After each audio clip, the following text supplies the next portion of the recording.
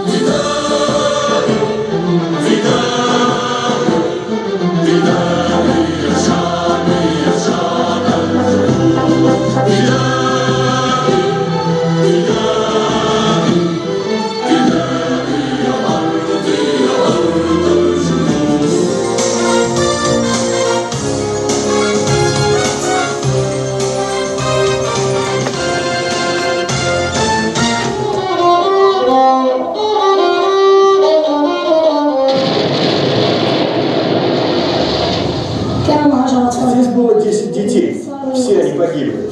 Когда начался обстрел, я спрятался здесь, за машиной. Впереди и сзади меня был дым. Я увидел кровь, труп повсюду. Люди бежали, стояли машины, и люди укладывали в них тела.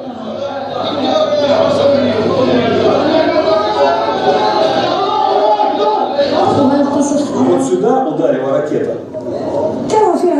Здесь лежали дети, которые погибли. Они сидели вот тут, прямо на этом месте. Их тела разлетелись на куски.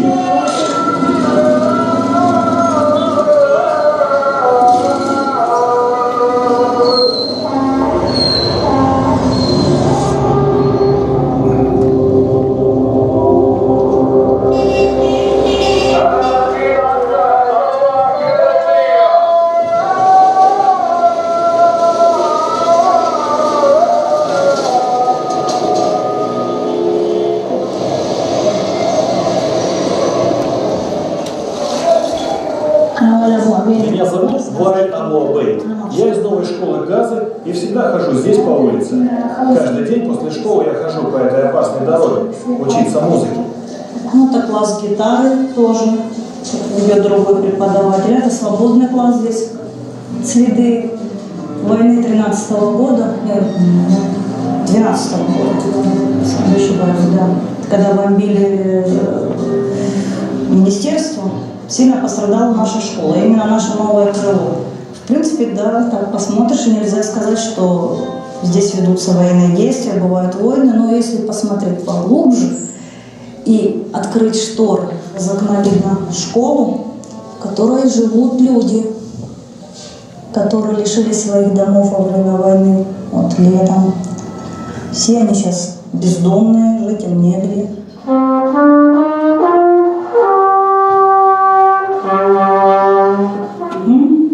Нужен очень громкий, сильный звук. Зовут меня Наталья Аблабет. Я живу в Газе с 98 года. Вот уже 5 лет работаю в музыкальной школе. Я преподаю по классу трубы и гитары.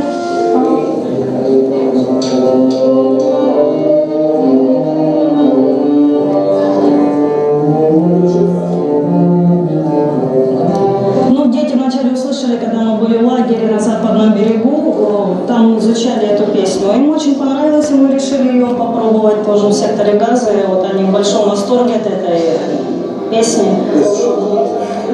Это что? Все привыкли к этому, никто не обращает внимания. Можно ждать сутки, пока появится заново.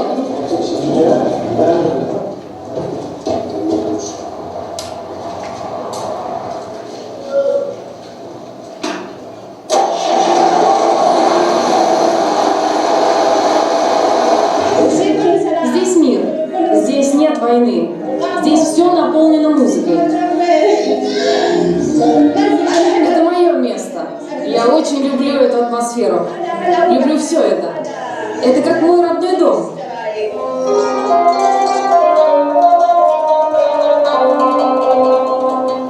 Мелодию «Катюша» я научился играть, когда был в Рамале, в оркестре. Мне сказали, что я должен ее выучить, чтобы играть.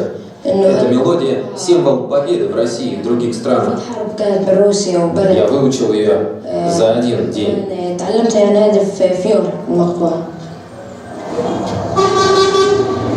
Меня зовут Абдель Азиз Абу Шариа. Мне 13 лет. Я играю на музыкальном инструменте кануни. Я очень люблю его. Еще играю на инструменте, который называется ауд. Учусь играть на барабане, он называется табла. Немного играю на пианино. У меня скоро урок музыки. Я сейчас иду на занятия в музыкальную школу. Когда мы были дома,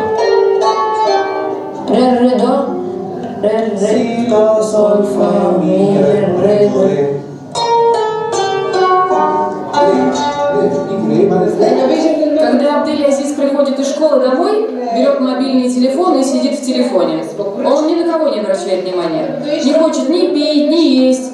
Хочет только сидеть в Фейсбуке и читать сообщения, которые получает. Я ему говорю: пошли кушать. Он отвечает, что позже. Больше чем 30 минут я зову его кушать. Он отвечает мне: минутку.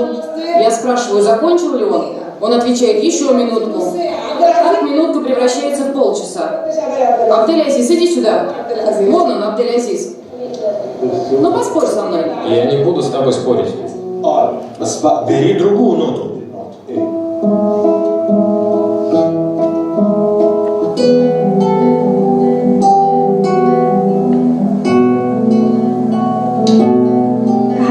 Привет, меня зовут Катрин Аюб. Мне 15, поэтому я часто брала гитару и играла, чтобы забыться. Я играла и яро пела, чтобы наши сестры не обращали внимания ни на что другое. Напротив нас стоял дом, который подвергся бомбежке.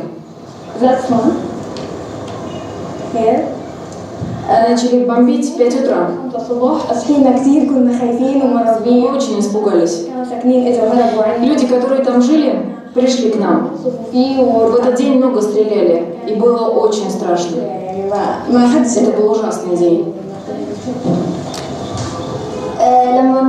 Сейчас я вам покажу, где мы спали во время обстрелов.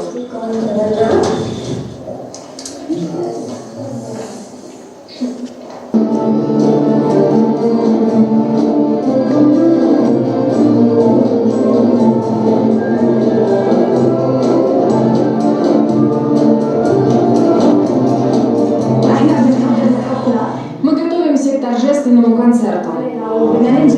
Этот концерт станет итогом нашей учебы за 3 года.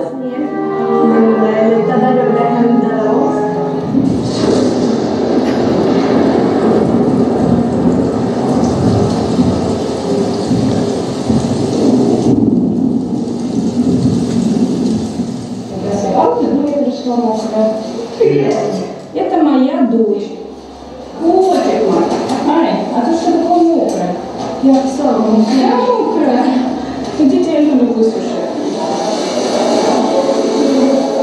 Это мой салон, называется Джамалик. В переводе с арабского «приятный закат». Меня уже 10 лет. До этого я в других местах работала. Я сама по специальности фармацевт. Вот мои дипломы.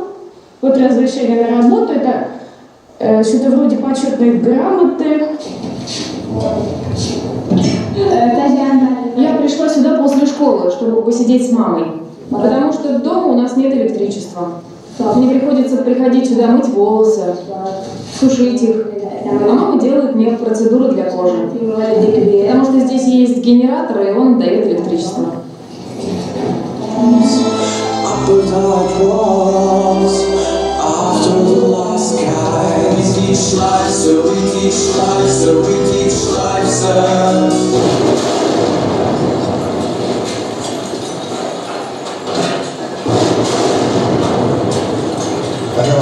Мы находимся на том самом месте, где была разрушена высотка. Меня зовут Хамис Абу Шабан. Я работаю администратором в детской музыкальной школе. Я играю на нескольких музыкальных инструментах и состою в группе Water Band.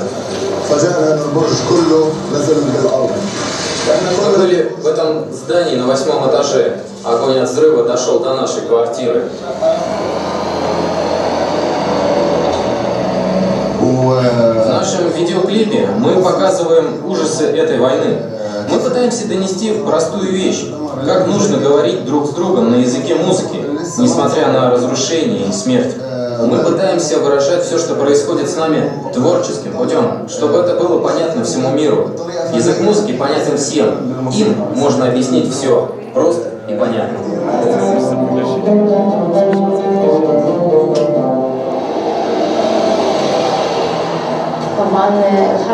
Конечно же, война в секторе Газа пугала звуками взрывов, которые мы слышали, пугала фотографиями погибших.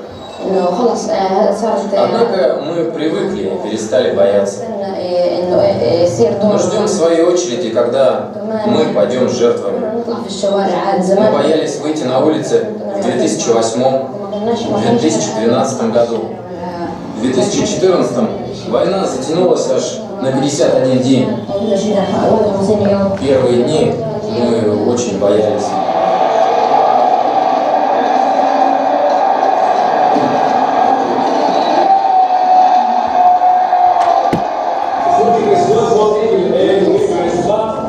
It will help your all ages. Read it, number read. Read it. Being ill in bed would you want to have Too hard. hard Yes. Сейчас я чувствую себя счастливым. Не то, что во время войны, потому что тогда было очень страшно. Школы были закрыты. Сейчас все хорошо, слава Богу. Мы снова учимся, но чувство стресса после войны осталось.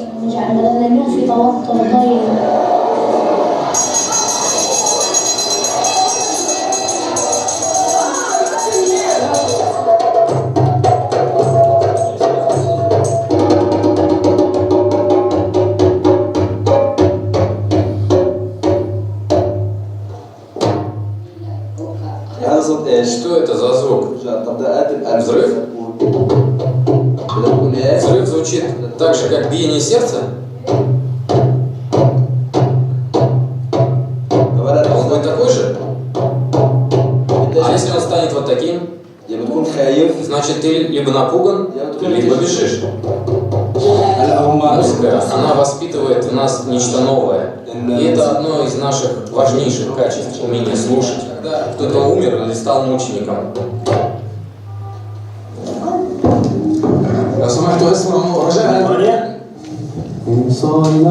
Внимание. Тут пишешь вот так.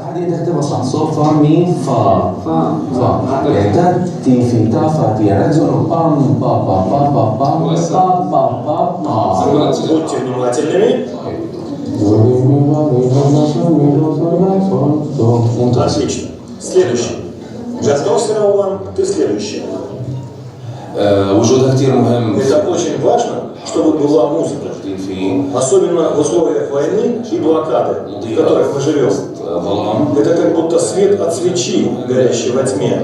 Мы видим, что у нас занимается много талантливых детей. Иди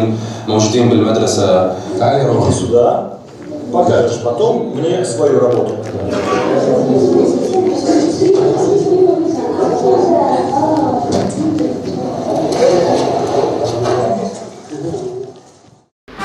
Что скажу, что Палестина очень близка к Чувашии, к России, к народам России, ведь связь между Россией и Палестиной очень древняя. Не случайно, что Россия – это единственная страна в мире, которая построила город, назвала его Новый Иерусалим. Город Новый Иерусалим, Подмосковье, его называют Палестина, которая находится в Подмосковье. О Палестине можно бесконечно говорить, о ее цивилизации, о ее культуре, ее поэтов, ее художников, ее замечательных людей. Мне вспоминается не только Махмуд Дарвиш, великий палестинский поэт, и Гасан Канафани, и Моим Псису, и многие, их невозможно перечислить все. Но я хочу еще о другом говорить, что Палестина передала миру мир. На земле Палестины родился Иисус Христос. Каждая церковь в мире символизирует Палестину. Каждая церковь – это часть Палестины. Не был бы Иисус Христос, не были все церкви, не было христианства в мире. Поэтому все христиане мира и культура христианства в разных странах мира, оно исходит, ее корни из Палестины. Хочу сказать, что уже традиция в Чувашии отмечать День культуры Палестины, день рождения великого палестинского поэта Махмуда Дарвиша, Международный день солидарности с палестинским народом. Это уже постоянно, каждый год, и с большим участием всех народов Чувашия, и официальные лица, и общественные деятели, и так далее. Поэтому с большой любовью мы находимся на чувашской земле уже более 28 лет, я здесь живу, на российской земле. Мы строим мосты дружбы. Думаю, что наша дружба, она нерушима, она всегда будет только укрепляться, развиваться. Мы с большой любовью относимся к России, ее многонациональной народе, и понимаем, что этот год это приурочен к 75 лет победы в Великой Отечественной войне, освобождения страны от оккупантов, немецких фашистов. Ведь русские, настолько россияне, они молодцы, что сделали так, что ни одного оккупанта не остался на земле Россия, и освободили всю страну и подарили своему народу чистая, свободная страна, без единого оккупанта, не потеряли свою землю. Молодцы, это самый лучший пример для всех жителей земли, для всех народов, как нужно любить свою родину, как нужно за нее сражаться, как нужно сохранить ее культурное наследство и богатство. Поэтому хочу поздравить и чувашских народов со столетием образования Чувашской автономной области. Мы всегда будем с вами, с любовью к вам относиться и ко всеми вашими национальными праздниками и традициями.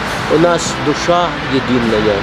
И цели нашей в жизни единые – жить в мире, в дружбе, в солидарности, в согласии, без войн, и построить для своих детей прекрасное, замечательное, чистое будущее. Являюсь сотрудником Дома дружбы народов, занимаюсь выставками. Вот познакомился с интересным человеком, доктором Басалом. Значит, он представляет палестинскую культурную автономию здесь, в Чувашии, у нас в Чебоксарах. И что очень интересно, он посещает каждую нашу выставку, присутствует на открытии каждой выставки. А выставки у нас здесь проходили и художников, и мастеров декоративного искусства, и причем разных народов, разных национальностей, и мордовские, и татарские, и марийские выставки были. Приезжали также представители Палестины из Москвы, там из посольства приезжали, показывали огромные наши выставки, и детские, и такие. Я их очень уговаривал, заинтересовывал поучаствовать, значит, со своей выставкой, показать нам свою культуру, культуру Палестины именно в Чувашии, в нашем Доме дружбы. Обещали, конечно, обещали, да. А так вот, конечно, на дне Палестины ежегодно здесь проходит маленькая такая выставка. Доктор Басам выставляет одежду интересную, чем-то даже схожую по культуре, может быть, с одеждой чувашей. Ну, отдаленно, конечно, но тем не менее, вышивка она и там присутствует, и, по сути дела, и там интересная. Вот, рассказывает нам о культуре, о родине своей, о природе. Ну, а также каждый, может быть, образованный, цивилизованный человек в России, ну, в свое время, как говорится, учился в школе, изучал историю и смотрел вот эти вот изучал ближневосточные страны, знаем и Палестину, и Сирию, и Ливан, и Египет. С этой культурой, ну, связана, можно сказать, история как раз вот начальных классов. Это знаменитая Пальмира вот на обложке нашего учебника истории, кстати, разрушенная вот недавно боевиками ИГИЛ. Ну а по Палестине Палестину мы знаем, ну это вот как бы 2000-летняя история христианства, зарождение как раз вот христианской религии, именно те края, об этом, наверное, каждый ребенок и каждый взрослый знает, что города такие знаменитые, Вифлеем, Иерусалим, как без этого. Вот, поэтому очень бы хотелось, опять-таки, чтобы палестинское вот культурное объединение нам устроило здесь интересную выставку своей культуры, привезли какие-нибудь там, может быть, из посольства московского, интересные костюмы, экспонаты, может быть, картины, может, какие-нибудь древности даже, хотя это, наверное, вряд ли возможно, это слишком уж ценные вещи. А так бы, конечно, прикоснуться вот к этим древностям, которым там более 2000 лет, даже, может быть, и 3000 лет, было бы очень интересно не только нам, работникам Дома дружбы, а вообще вот нашим чувашским зрителям. Вот об этом бы хотелось мне как раз вот сказать коротко. Палестина заключается в том, что страна лишилась огромного количества своих территорий, получила за счет этого экономическую, политическую и гуманитарную катастрофу по сегодняшний день, которую переживает она. И вот сейчас, на данный момент, в Палестине проходят более-менее кое-какие позитивные перемены идут в общем плане мировом масштабе, потому что мир каким-то образом чуть-чуть начал трезветь или понимать ошибки прошлого. Но до сих пор некоторые страны Запада, также в том числе Соединенные Штаты Америки, их руководитель грезит и думает о дестабилизации в Палестине и вообще в целом на Ближнем Востоке через Палестину. Я считаю, что это неприемлемо, потому что Палестина – это древняя земля, древняя цивилизация, откуда произошла практически цивилизация всех культур, всех религий. Палестина – это святая земля, можно сказать. Это подчеркивается тем, что там находятся все храмы всех вероисповеданий в Палестине. Оттуда с Палестины вышло много ученых, религиозных деятелей, политиков, которые всю свою жизнь борются за справедливость во всем мире, не только в Палестине. Палестинский народ, он очень многострадальный в плане того, что они хотят показать всему миру, что их права нарушаются определенными отдельными государствами, лидерами отдельных государств в свою выгоду. По отношению к Палестине скажу, вот в последнее время между Палестинской Республикой и Российской Федерацией сложилось теплые дружеские отношения. В принципе, они были всегда, со времен Советского Союза тоже. Но сейчас, на данный момент, они начали набрали новый оборот, и на фоне этого проявляются такие мероприятия, которые проводятся со стороны Российской Федерации и со стороны Палестины. В недавнем прошлом была открыта мечеть в городе Абу-Гош при поддержке фонда Ахмад Хаджи Кадырова. Сейчас еще дополнительно будет строиться мечеть в Палестине. Также много общего уже имеется между Чеченской Республикой и Палестиной. Это туристический обмен, маршрут туристический обмен гражданами двух регионов, двух стран, экономический доступ паломников в святые места Палестины с Российской Федерацией. Это идет только на пользу двум государствам. Я хочу присоединиться и поздравить палестинский народ с их праздником, с их юбилейным, их праздником. Палестина – светлая, свободолюбивая страна, земля, которая защищает себя, защищает свой мир, защищает свободу, защищает свои семьи, детей. Это необыкновенные люди. Они, правда, очень любят свободу. У меня зять палестинец, и я это ощущаю. У них необыкновенное сердце, и поэтому они никогда не отдадут свою родину никому и будут до конца за нее сражаться. И наша страна всегда поддерживала Палестину. Она всегда с уважением к этому народу относилась и относится и сейчас. И всегда сочувствует и сострадает, если что-то в Палестине не так. Но это необыкновенные люди, которые действительно очень сильные духом, очень добрые сердцем, и которые действительно отчаянно и наверняка борются за свою свободу, они никогда ее никому не отдадут. Вот это у них в сердце. И поэтому я и желаю им здоровья, счастья и красивых деточек, таких, какие у меня внучата. И дай Бог им всего хорошего, и дай Бог им свободы. И вот в этот день культуры Палестины хочу сказать, что культура у них тоже своеобразная, необыкновенная, своеизбыточная. Настолько прекрасные танцы, настолько движения такие пластичные, красивые, хорошие. Ну просто как вот природа с ними общается. А кухня, кухня это само богатство. Там, конечно, аромат всех запахов, всех специй, запахов. Все вкусно, все хорошо. А главное, что все это, то, что все от души и от сердца. Поздравляю их всех и желаю счастья. Для меня палестинская культура – это культура с многовековыми традициями и обычаями, которая очень колоритная и самобытная по своим значениям и вообще для всех людей. Это культура, в которой пронизана связь между людьми, которые борются за свои права, любят свою родину и вообще рады представить свою яркую культуру. Палестинская культура для меня, она представлена сладостями, своей духовностью, своей танцами, пронизывающими душу, мелодиями, музыкой и так далее. Вообще, палестинская культура, она очень многогранна, потому что здесь очень заметна связь между культурами разных арабоязычных стран.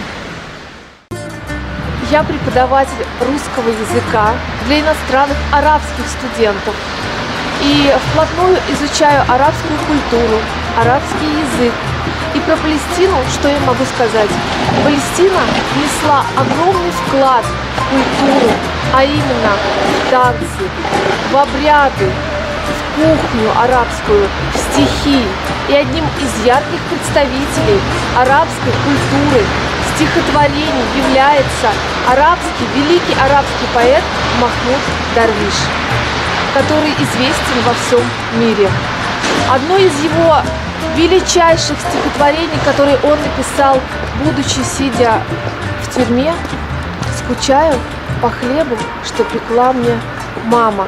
Очень трогательное стихотворение, которое вызывает в душе трепетные волнения, слезы, когда мама его пришла навестить его в тюрьму, принесла его любимый хлеб, который она пекла ему с детства, его любимое кофе. А полиция ее не пустила. Она целый день ждала, плакала, просила. И когда Махмуд Дарвиш, сидя в тюрьме, об этом узнал, он взял спичечный коробок и написал это свое стихотворение на маленьком спичечном коробке. После этого это стихотворение стало самым известным.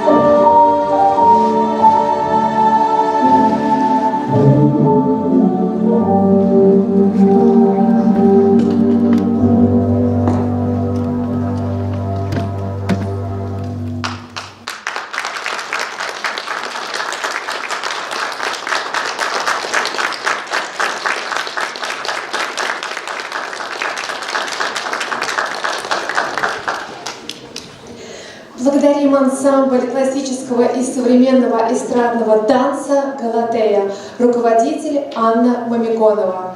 Танец «Журавли». Здравствуйте, уважаемые гости и приглашенные участники!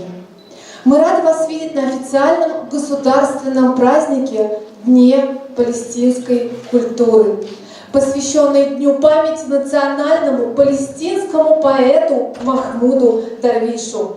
Он воспел в своих стихах родную Палестину и посвятил свое творчество горькой судьбе ее народа. Произведения этого поэта познакомили мир с жизнью, с обычаями и традициями Палестины. О значимости его творчества красноречиво свидетельствует тот факт, что день рождения поэта 13 марта стал Днем культуры Палестины. Палестинская культура находится под влиянием многих различных культур и религий, однако она сохраняет свою уникальную этническую идентичность в литературе и лиричных песнях. Для открытия нашего праздничного мероприятия приглашаем на сцену президента Общества дружбы и сотрудничества между народами Чувашии и Палестины Чувашской Республики, организатора нашего сегодняшнего вечера Басама Элбалуи Фатхи. Встречайте!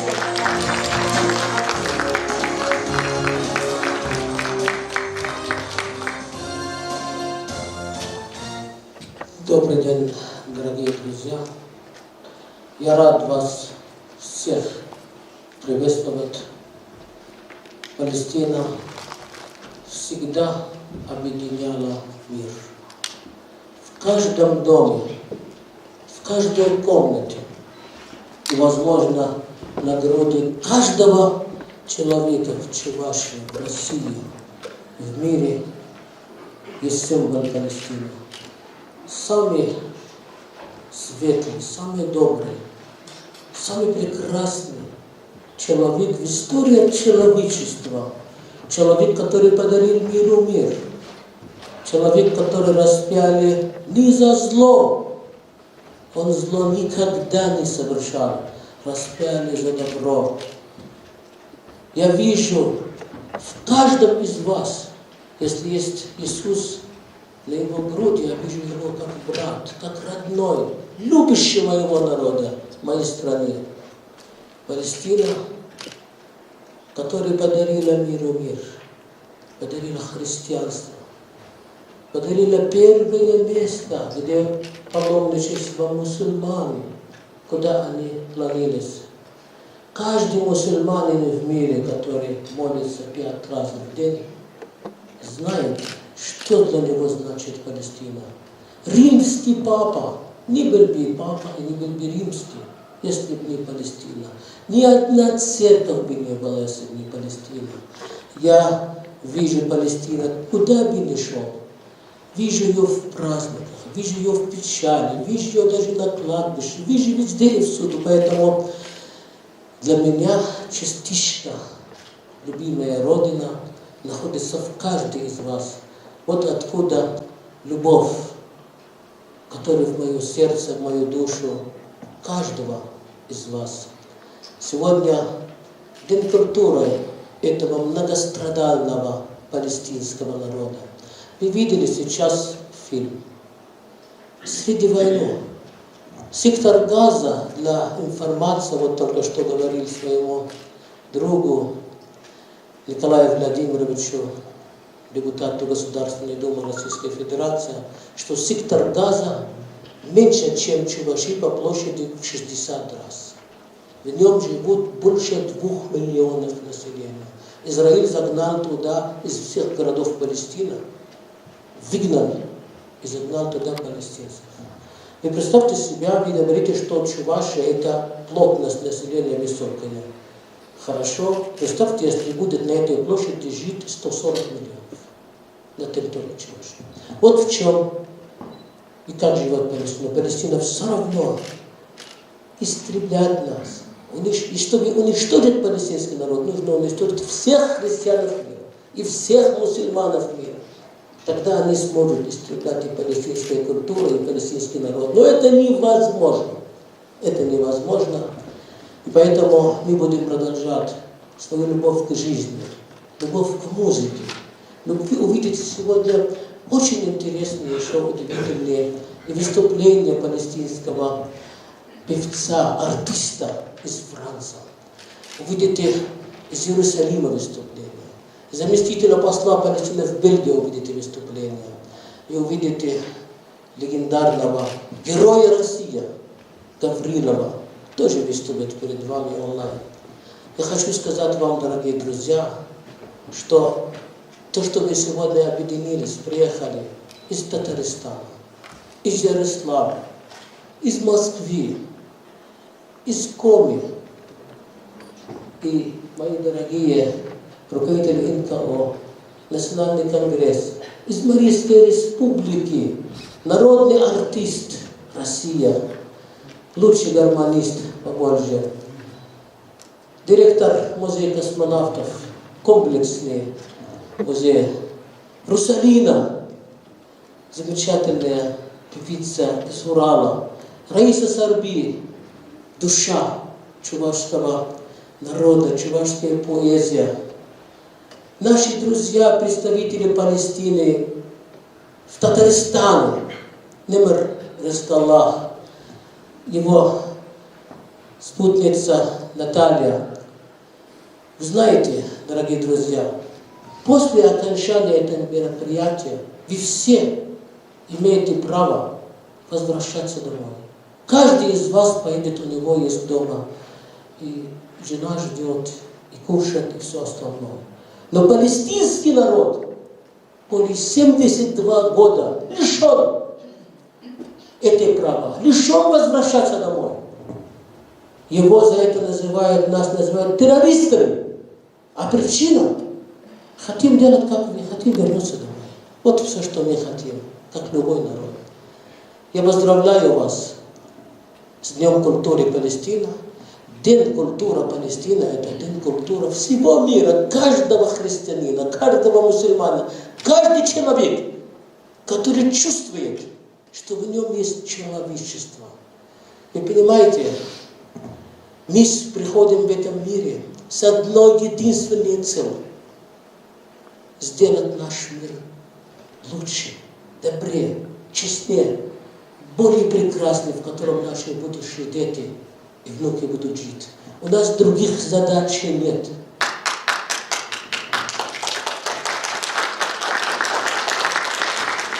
Ты родился человеком, будь добр, живи человеком и уходи из жизни человеком, который сделал наш мир лучше. Среди нас сегодня присутствует и народный поэт Чувашия Юрий Семендер со своей замечательной супругой. Прошу приветствовать, недавно отмечал 80-летие. Еще Палестина впервые объявила, выбрала человеком года.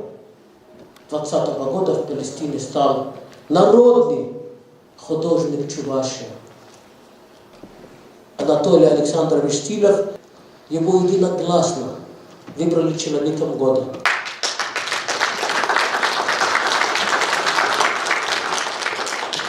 Чувашия и Россия сегодня как никогда близка к Палестине. И наши мероприятия сегодня осветят и СМИ Палестины, и телевидение Палестины, и везде и всюду будет. Благодарю вас, дорогие друзья, за то, что вы пришли. И вот недавно у нас господин Блохин открыл на днях буквально выставку свою, Сергей Александрович Блохин, замечательный художник Чувашской Республики.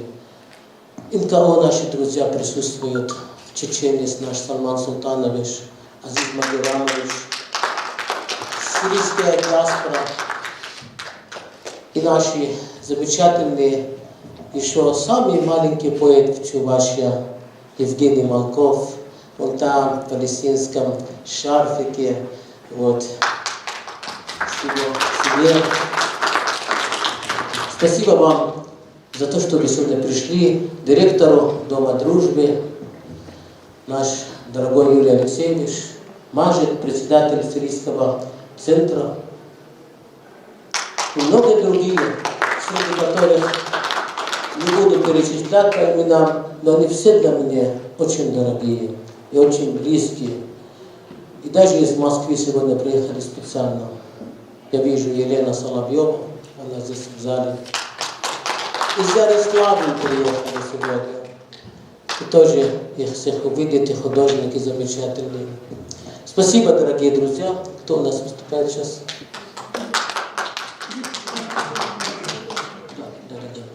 Да. Сегодня, сейчас перед вами выступит Гаврилов Николай Федорович. Это гордость России, герой России. Это человек, который поднял имя чувашского народа. Он великий друг палестинского народа. На таких людей, как он, держится безопасность России.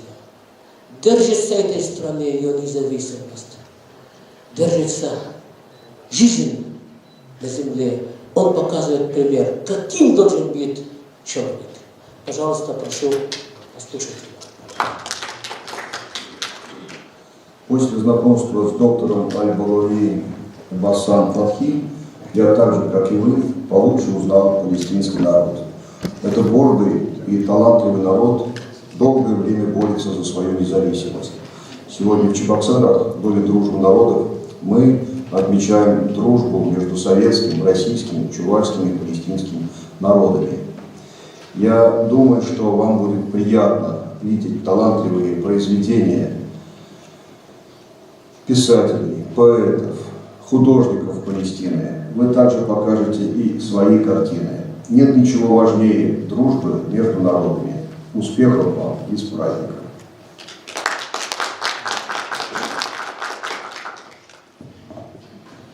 Сейчас, дорогие друзья, перед вами выступит доктор Камаль Аль-Хусейни, исполнительный директор организации Божья Матерь, Лидия Земля, Святая Земля Палестина. Переводит Анна.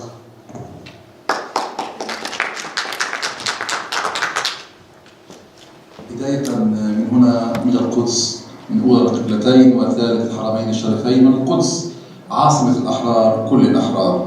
وأولا وبداية في عيد الثقافة الفلسطيني هناك في تشوفاشيا دولة ورئيسا وشعبا وحكومة وكل الأحرار هناك. نوجه لكم تحية كبيرة من هنا من القدس ومن كل فلسطين. وثانيا نقدم مباركة للفنان العالمي أناتولي سيلوف، هذه الشخصية الرائدة والرائعة التي قدمت القضية الفلسطينية في حب وانتماء بحجم السماء. فلهذا الفنان العالمي كان لنا الشرف بأن تم تكريمه شخصية العام الداعمة للقضية الفلسطينية. ولن ننسى هذا السفير الرائع وهذا المحب وهذا الابن البار لفلسطين الدكتور بسام بلعاوي، هو عضو مجلس أمناء في مؤسسة سيد الأرض. نعتز به على الدور الكبير الذي يقوم به من أجل فلسطين. إذا إلى تشوفاشيا وإلى روسيا عامة كل حب من هنا من فلسطين ومن مؤسسة سيد الأرض كمال الحسيني.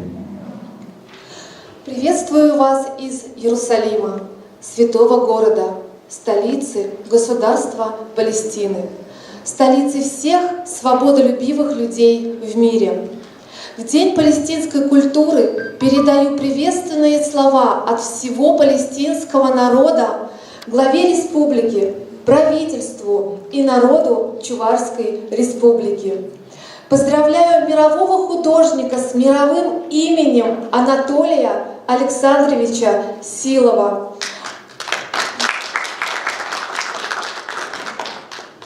Он написал картину о Палестине, в которой чувствуется сильная любовь к палестинскому народу. Мы имели честь выбрать Анатолия Силова человеком года в Палестине. Он большая поддержка палестинского народа. Также поздравляем великого палестинского посла, преданного сына палестинского народа, доктора Басама Элбауи, который является членом попечительского совета фонда «Богоматерь Святой Земли Палестины». Мы гордимся им за большую роль, которую он выполняет ради мира, ради Палестины. Уважаемая Чувашия, передаем наше уважение и большую любовь к вам от фонда «Богоматерь Святой Земли Палестины» и всего палестинского народа.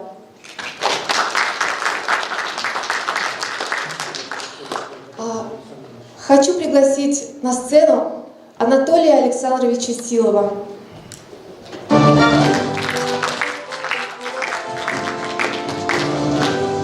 Человеком года в Палестине, теперь Чувашия. В каждом доме в Палестине. Это была прямая трансляция в Палестине, когда произошло это событие не так давно. И вот его свидетельство, которое пришло из Палестины, я вручаю по поручению президента общества «Леди Земли Палестина» и еще благодарственное письмо сегодняшней даты, сегодняшнее событие дорогому нашему Анатолию Александровичу.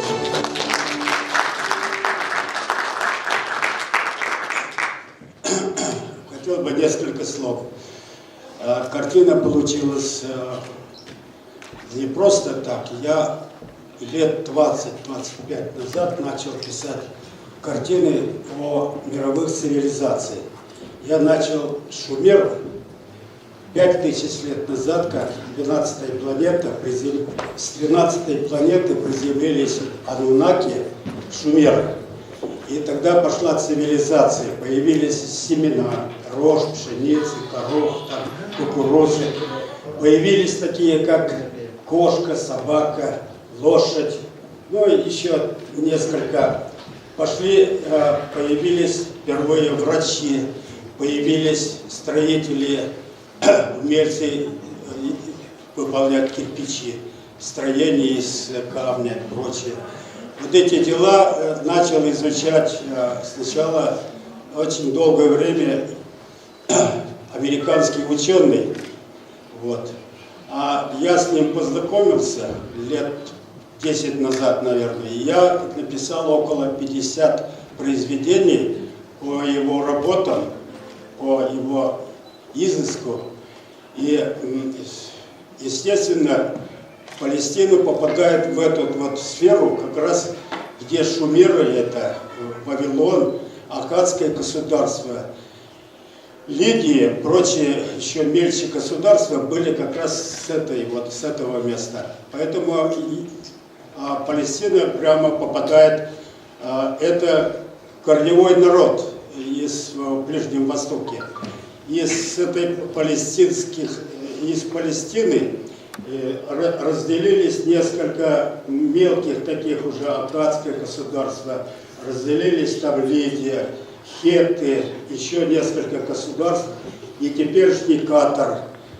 Из палестинских городов древних ушли люди, которые организовали государство Катар. Я докопался по истории, в общем, с каких городов ушли оттуда люди в Катар, и кто был вообще организатором катарского государства и прочее. Потом Вавилон, потом именно начал как развиваться литература и искусство в Палестине, как начало развиваться сельское хозяйство и садоводство главное. И вот эти вещи, они через 1000 лет, через 2000 лет только попали эти вот приемы по земледелию и прочее в Европу. Это очень древнее такое вот это государство, которое все вот эти какие-то жизненные вопросы решали, а судебные дела впервые это шумеры были. Вот. А Кигельмаш это первый царь, который решал вот эти вот первые параграфы, писал по судебным вопросам. Иштар, царица, которая была очень красивой женщиной и заправляла военными делами. Вообще, как мы теперь знаем, что раньше эти вот пришлые люди с 12-й планеты, и такие бы, в общем, так и думают, что потому что много тысяч лет не было ни пшеницы, не было ни вот таких живностей, не было там других каких-то дел. Хирургия, врачи очень интересные появились. Это прямо в один миг. Вот именно это Палестина, южная, вот это Ирак сейчас, и Кувейт, вот эти места, где вот эти там реки впадают в залив, на юге Аравийского полуострова. Большое. Поздравляем всему чувашскому народу. Такое достижение. Человеком года в Палестине стал чуваш. Как это здорово.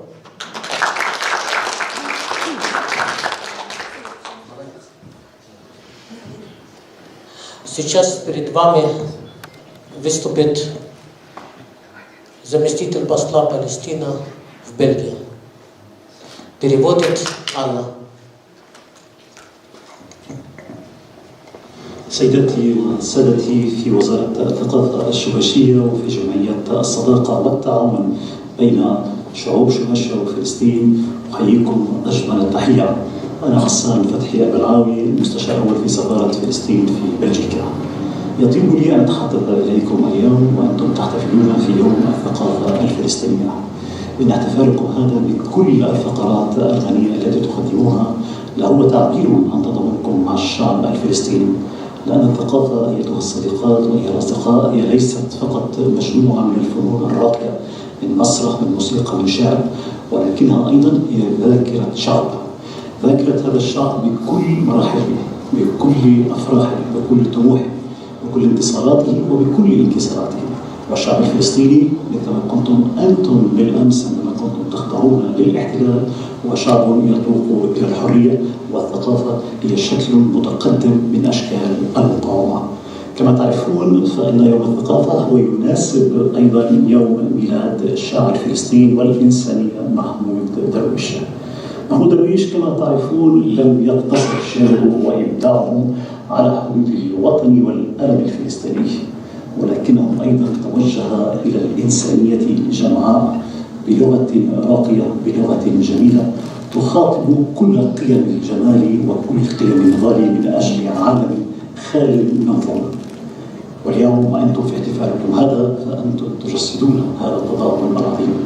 وكما تعرفون فإن محمود درويش عاش فترة هامة في حياته في روسيا وفي موسكو تحديدا، حيث طور خلال هذه الفترة من تجربته الشعرية عندما اطلع وقرأ الكثير لكتابكم وأدبائكم العظمى. شكرا لكم من صميم القلب لهذا الحدث الناجح، وبالتوفيق والنجاح. حسن الغراوي. Уважаемые дамы и господа, Министерство культуры Чувашской Республики, Дом дружбы народов и Общество дружбы между народами Чувашии и Палестины. Приветствую вас и передаю самые добрые и теплые пожелания от меня.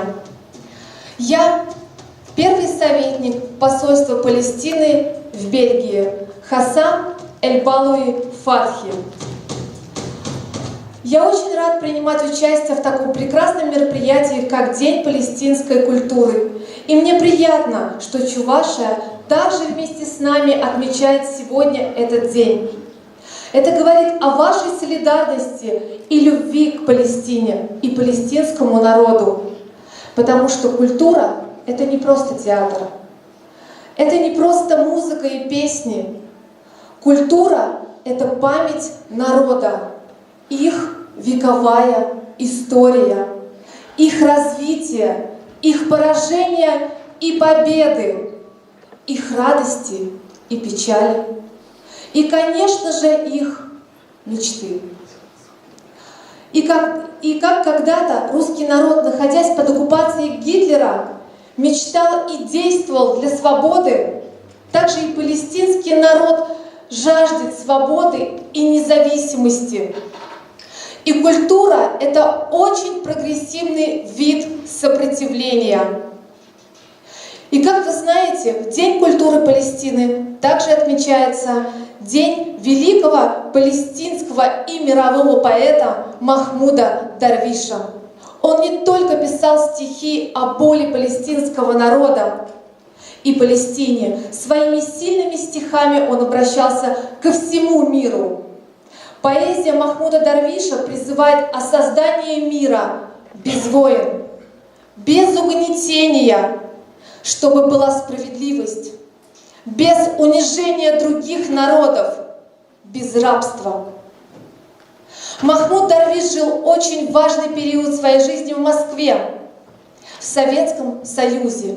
Именно в этот период Махмуд Дарвиш начал свое развитие в поэзии, когда он прочитал много наших классических поэтов и писателей.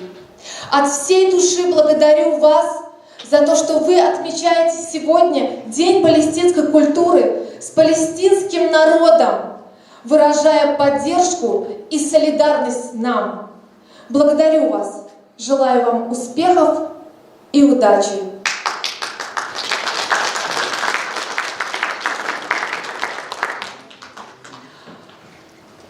Сейчас хочу пригласить для приветственного слова на сцену депутата Государственной Думы Федерального собрания Российской Федерации Николая Владимировича Малова. Спасибо. Добрый день, дорогие друзья, уважаемые участники и гости нашего торжественного мероприятия. Добрый день, уважаемый доктор Басар.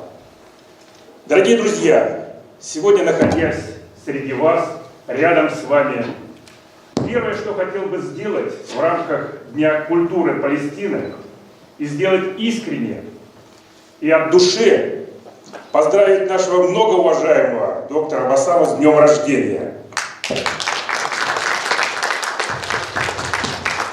И, конечно же, пожелать ему всего самого доброго большого, настоящего и земного. Этот человек воистину стал голубем мира народов Чувашии, России и Палестины. Дорогие друзья, сегодня мы видим, как наша страна сталкивается с геополитическими вызовами, санкциями. Но также мы видим государственную политику нашего президента Российской Федерации Владимира Владимировича Путина, которая несет в себе открытость и предсказуемость, которая направлена на сохранение многополярности и, конечно же, укрепление двухсторонних отношений российско-палестинских. Дорогие друзья, сегодня, глядя на экран, мы видим ужас, боль. И, конечно же, понимаем, что такого не должно быть. И сегодня, глядя на экран, на красивые лица детей Палестины, мы обращаемся к Всевышнему и просим лишь об одном. Дай Бог нам силы и мудрости жить в мире и согласии со всеми народами планеты Земля. Спасибо.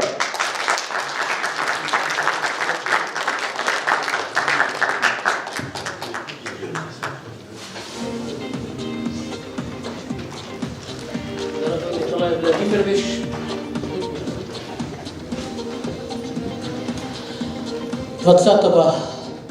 февраля, признаюсь, Николай Владимирович заставил меня прослезиться в театре оперы и балет, когда он рассказывал о своих дедов 4, которые с войны не вернулись. Он с такой болью рассказывал, как они защищали родину, защищали страну. Ведь мы родились, появились, чтобы выжить, чтобы жить, не для того, чтобы умереть. Но когда Родина оккупирует и требует жертвы, то нашей жизни, наша кровь дешево для того, чтобы ее освободить. Все, что имеем, самое главное. Я сегодня хочу подарить ему, во-первых, 3 подарка. Один из них – вот символ палестинской революции.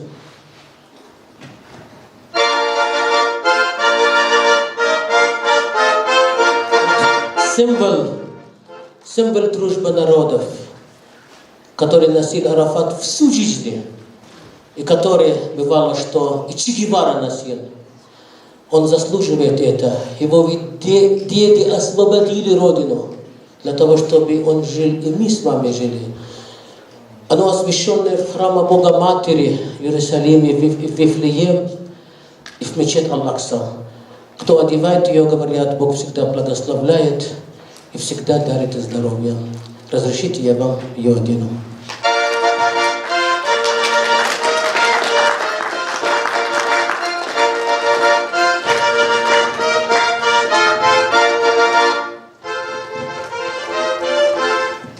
И календарь.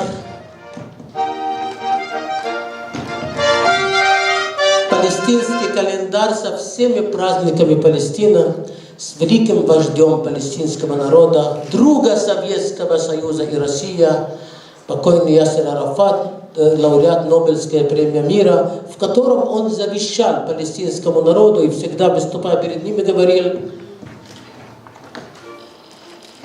Россия с ее великими народами, наши преданные друзья. Вот я этот календарь со всеми праздниками на 21 и часть 22 года дарю вам, дорогой.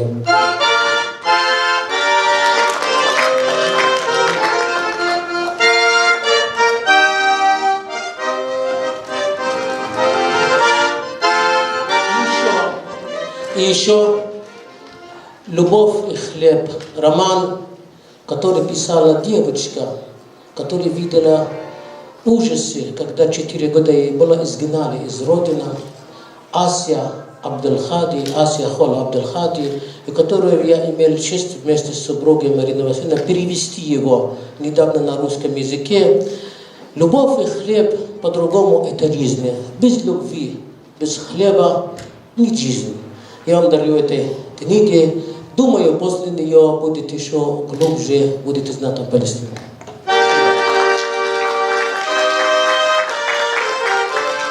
Еще в памяти о сегодняшнем мероприятие о День культуры государства Палестины.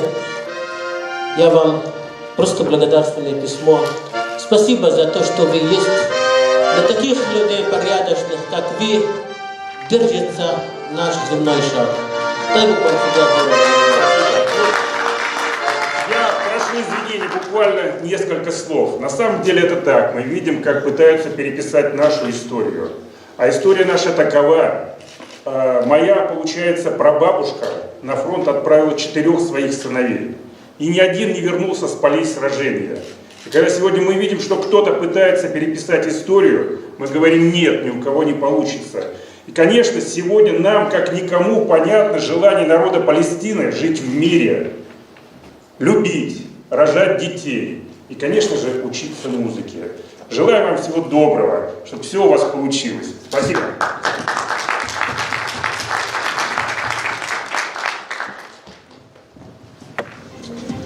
Благодарю вас, Николай Владимирович, за теплые слова, за ваши поздравления и поддержку.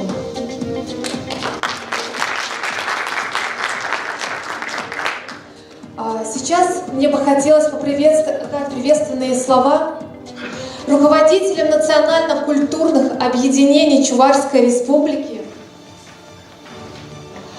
Ухтиянов Анатолий Ильич, вице-президент Межрегиональной общественной организации Чувашский национальный конгресс.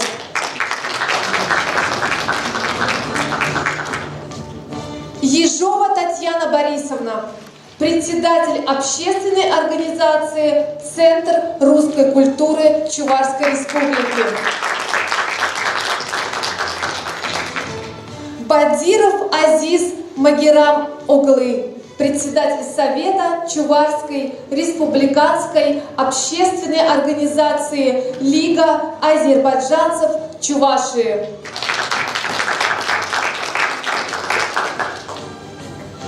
Лавин Михаил Абрамович, руководитель еврейской национально-культурной автономии города Чебоксары.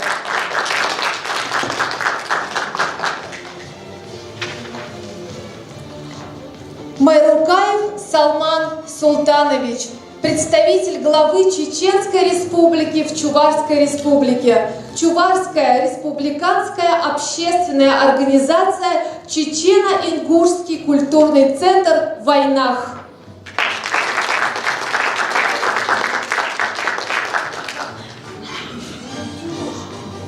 Хабаки Маджид Валидович, руководитель Центра развития сирийской культуры.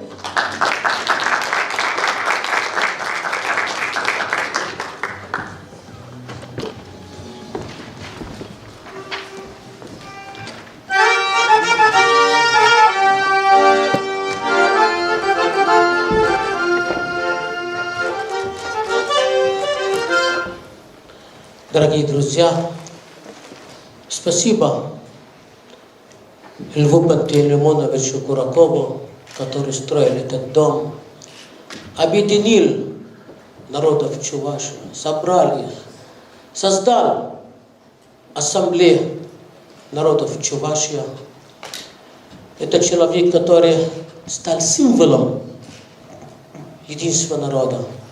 У каждой страны, у каждого государства, у каждого народа свои символы. У Кубы Фидель Кастро, у Аргентины Че Гевара, он не только Аргентина, всему миру. У Венесуэлы Хуго Чавес, у Вьетнама Хо Чи Minh, у Палестины Ясер Арафат. Лев Пантелеймонович был символом единства. Сегодня мы организуем впервые палестинский праздник после его ухода. Он всегда возглавлял все праздники. Он всегда объединял людей. И, к сожалению, проводим этот праздник без участия Ассамблеи народов Чувашии, но с участием руководителей НКО.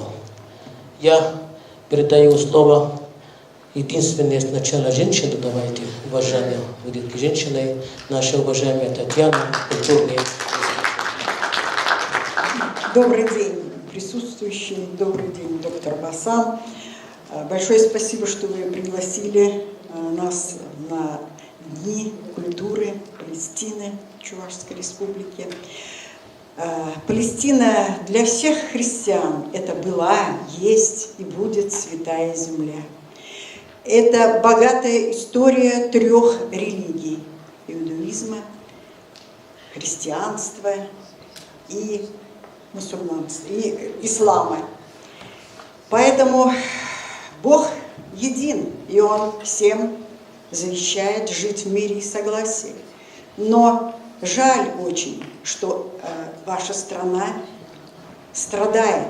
Она сильная, маленькая, но уверенная в себе, свободолюбивая. И каждый, я думаю, гражданин думает о том, что придет время, когда вы будете жить в мире и согласии. Основным направлением всех центров культуры национальных, я считаю, что это сохранение историко-культурного наследия. И вот я вас хочу поблагодарить, вас и супругу. Сегодня Николай Владимирович тоже получил книгу «Любовь и хлеб». Вы знаете, это вот прочесть ее и сразу поймешь все страдания детей, прежде всего, населения. Но за что все это? И сегодня уже много раз уже говорили о великом поэте, миротворце, члена Организации освобождения Палестины Махмуд Дарвиш. И если бы не вы, мы, наверное, так глубоко не стали бы изучать его произведения. Я просмотрела действительно очень много стихов о родине. И каждому присутствующему я хочу пожелать прежде всего здоровья, благополучия. Сейчас проходит Масленица. Это любимый праздник россиян. И пусть с холодами уйдут все невзгоды, а с первыми солнечными лучами придет радость, надежда и всепрощение. С праздником всем! Еще в прошлый раз вы мне подарили книгу, и я уже сказала, что и Центр русской культуры, он, пожалуйста, Центр русской культуры уже более 10 лет проводит работу по содействию для издания, для проведения краеведческих исследований, издания книг. И я хочу подарить книгу «Жизнь во славу Отечества». Это герои Отечественной войны 1812 года. Петр Андреевич Кикин, это генерал-майор, который участвовал в войне. И, может быть, не все знают, вот именно по его инициативе был построен храм Христа Спасителя. Здесь, конечно, от Алатыря боевые действия далеко шли, но вот именно Кикин, Тенишев, они организовали симбирское ополчение. Я думаю, что вам будет интересно. И еще при содействии Центра русской культуры была выпущена книга «Чтобы помнили». Это книга о героях Великой Отечественной войны.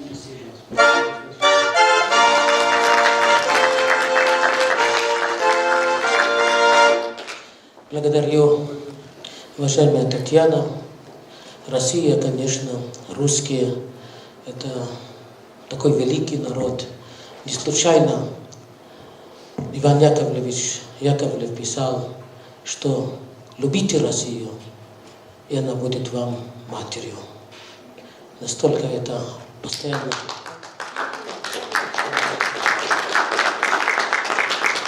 Это любил всегда повторять объединитель чувашского народа Кураков Лев Пантелеймонович. Каждое мероприятие, каждое общение от него я этого услышал. Я хочу передать слово своему другу, первый заместитель Национального конгресса Чувашской республики, человек, который знаю много лет, и который участвовал с нами в принятии впервые в истории Чувашской республики организации визита президента государства Палестина. Это первый был визит в истории республики президента иностранного государства. Анатолий Ильич, вам слово. Добрый день, дорогие друзья, коллеги. Сегодня, правда, многие сидящие здесь в зале, наверное, сидят и задумались, что за День культуры Палестины в Чувашии. Но в то же время, уже доктор Басам сказал, мы, чуваши, принимали высоких гостей в советское время. Не буду перечислять аппарат и руководителей ЦК КПСС, Совет министров СССР. Но Алиев в ранге секретаря ЦК КПСС вручал 3-й орден Трудового Красного Знамени. Наша республика трижды орденоносная. Почему-то мы в последнее время об этом мало говорим. И в 1992 году, в сентябре, в Новой России уже, нашу Чувашию приехали все руководители, губернаторы, главы 89 субъектов Российской Федерации, тогда было 89 субъектов, и спикеры всех парламентов во главе Бориса Николаевича Ельцина. Состоялось здесь совещание. Но говоря уже о Чувашии, и в то же время, уже доктор Басам сказал, Чувашская республика, даже в советское время президентов других государств, иностранных государств, никого не принимала Чувашская республика. Но так мы не были субъектом международного права. И, соответственно, главы государств, дальше Москвы, Санкт-Петербурга и других столиц союзных республик, они, автономные республики, не выезжали, но с легкой руки доктор Басам в 2013 году, подправите, 12 или 13 год? 2012 году. И наша республика именно посетил президент Палестины Махмуд Аббас. Это хорошо сейчас сказать, но это, представляете, молодой спикер Попов Юрий Алексеевич вступил в должность, и вдруг надо принимать в ранге президента. Здесь нужно и протокольные мероприятия, все надо выдержать с левой стороны или с правой стороны, как следовать, как принимать. И при встрече в аэропорту какой гимн озвучивать, а у Палестины 4 или 5 гимнов. Но тогда мы еще не знали, какой гимн. Хорошо, что доктор Басам был рядом, потому что это с его легкой руки, они друзья с президентом Аббасом, да, Махмуд Аббасом. И он нам помогал во всех этих протокольных мероприятиях. Вот откуда идут именно наши связи, глубокие связи уже. То, что первый ласточка, он сам, доктор Басам, он около 30 лет живет, женат на нашей землячке. И с его легкой руки уже нам посетил, уже приехал президент страны Палестина. Прекрасный человек, президент. Пришлось, как сказать, по воле судьбы и рока общаться. Несколькими словами, конечно, близко особо не подпускали, но поскольку я работал тогда в аппарате Государственного совета начальником государственного правоуправления, но, соответственно, имел некоторое отношение в подготовке и проведении этой встречи. И сегодня это добрые, хорошие воспоминания, так что наша республика, она узнаваемая, знает во всей планете сейчас, благодаря нашему земляку Андриану Григорьевичу Николаю, как сегодня было сказано уже, Анатолию Александровичу Силову и другим известным людям нашей республики. И сегодня вот День культуры Палестины в Чувашии. Да, вот как и сказал Николай Владимирович, вот точно очень хорошо организовано это мероприятие, встреча. Вот посмотрев на те эти именно объекты ту боль, ту именно кровь, которую именно мы видели сегодня, это ведь вот мы, люди послевоенного поколения, наши родители были, дедушки, бабушки, и видели, мой отец был участником войны, а вот видеть сострадание детей, вот как сказали, вот именно, когда бомба разорвалась, и клочья разорвала, и детей выбросила на стены. Это услышать такое сравнение, это очень больно нам. Вот сегодня мы очень много говорим о военно-патриотическом воспитании. И многие, некоторые пессимисты говорят, нет будущего у нашей молодежи. Нет, есть у нас молодежи. И патриотическое воспитание, об этом уже и генерал-майор, генерал-лейтенант, и Гаврилов говорил, и другие. Наше достойное поколение есть, и свято будут беречь и охранять наше Отечество, и гордиться. И то, что культура всегда нас объединяет, и мы всегда с вами.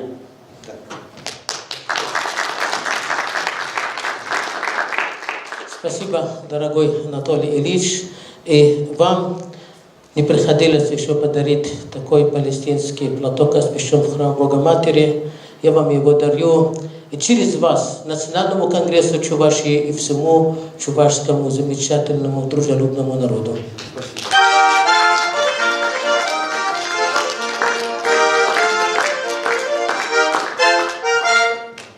Это благодарственное письмо. Вы сказали про Алиева. Тогда закономерно надо дать слово нашему большому другу, представитель правительства и народа Азербайджана в Чувашской республике Азиз Магерамовичу. Я не имею права представить правительство Азербайджана, потому что я гражданин России. Могу быть представителем правительства России, а Азербайджана нет. Конечно, сегодня мы смотрели фильм. Это боль детей, матерей, отцов. Мы проходили при Советском Союзе.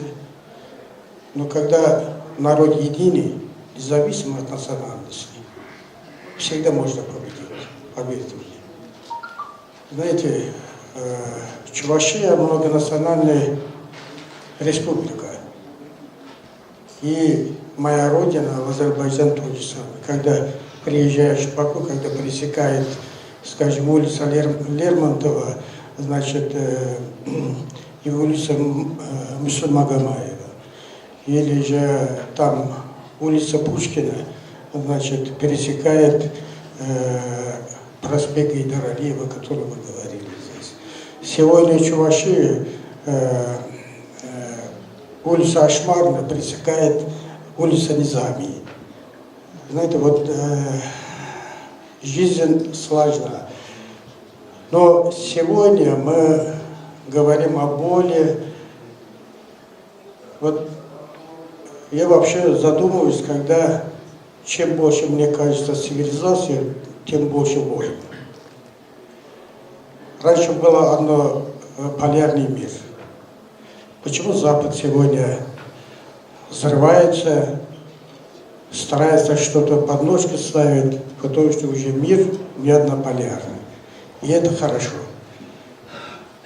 Но сегодня мы собрались на прекрасный праздник, День культуры Палестины, Чувашской республики. Этим я хочу вас всех поздравить.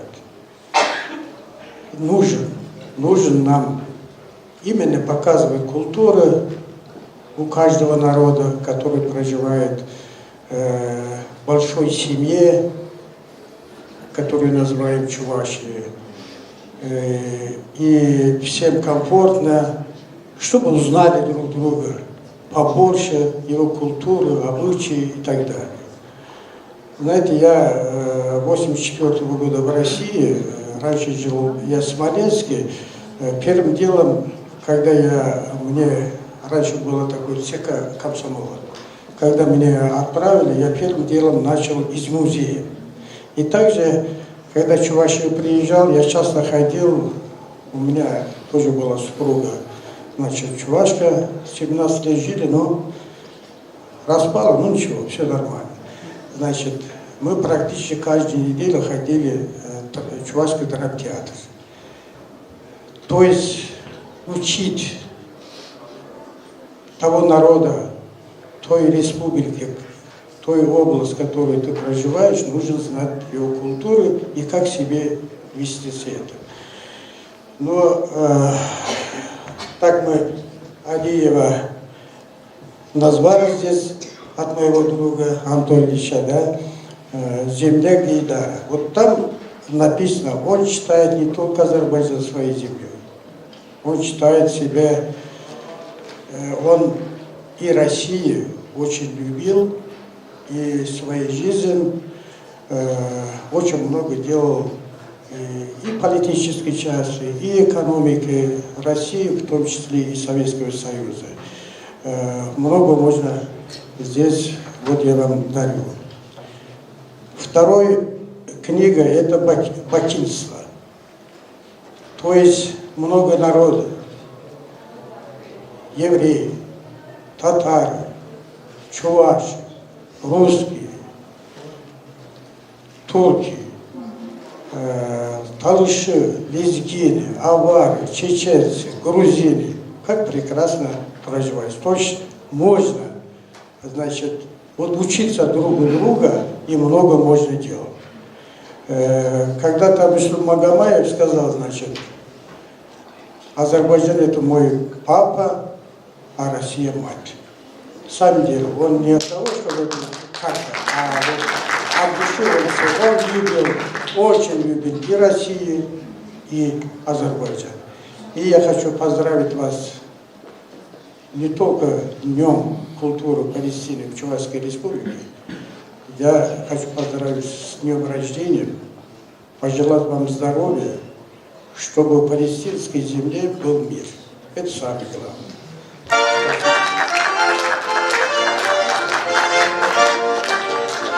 Спасибо, дорогие друзья. Я считаю всегда и считали, что дата рождения человека – это праздник его родителей, которые родили, воспитали, мать, которая 9 месяцев носила, ночами не спала, плакала, когда он болел, и лечила его. Это их удача, их успехов. А мой праздник – это праздник дата рождения моих детей, которые я сам за них отвечаю, воспитываю.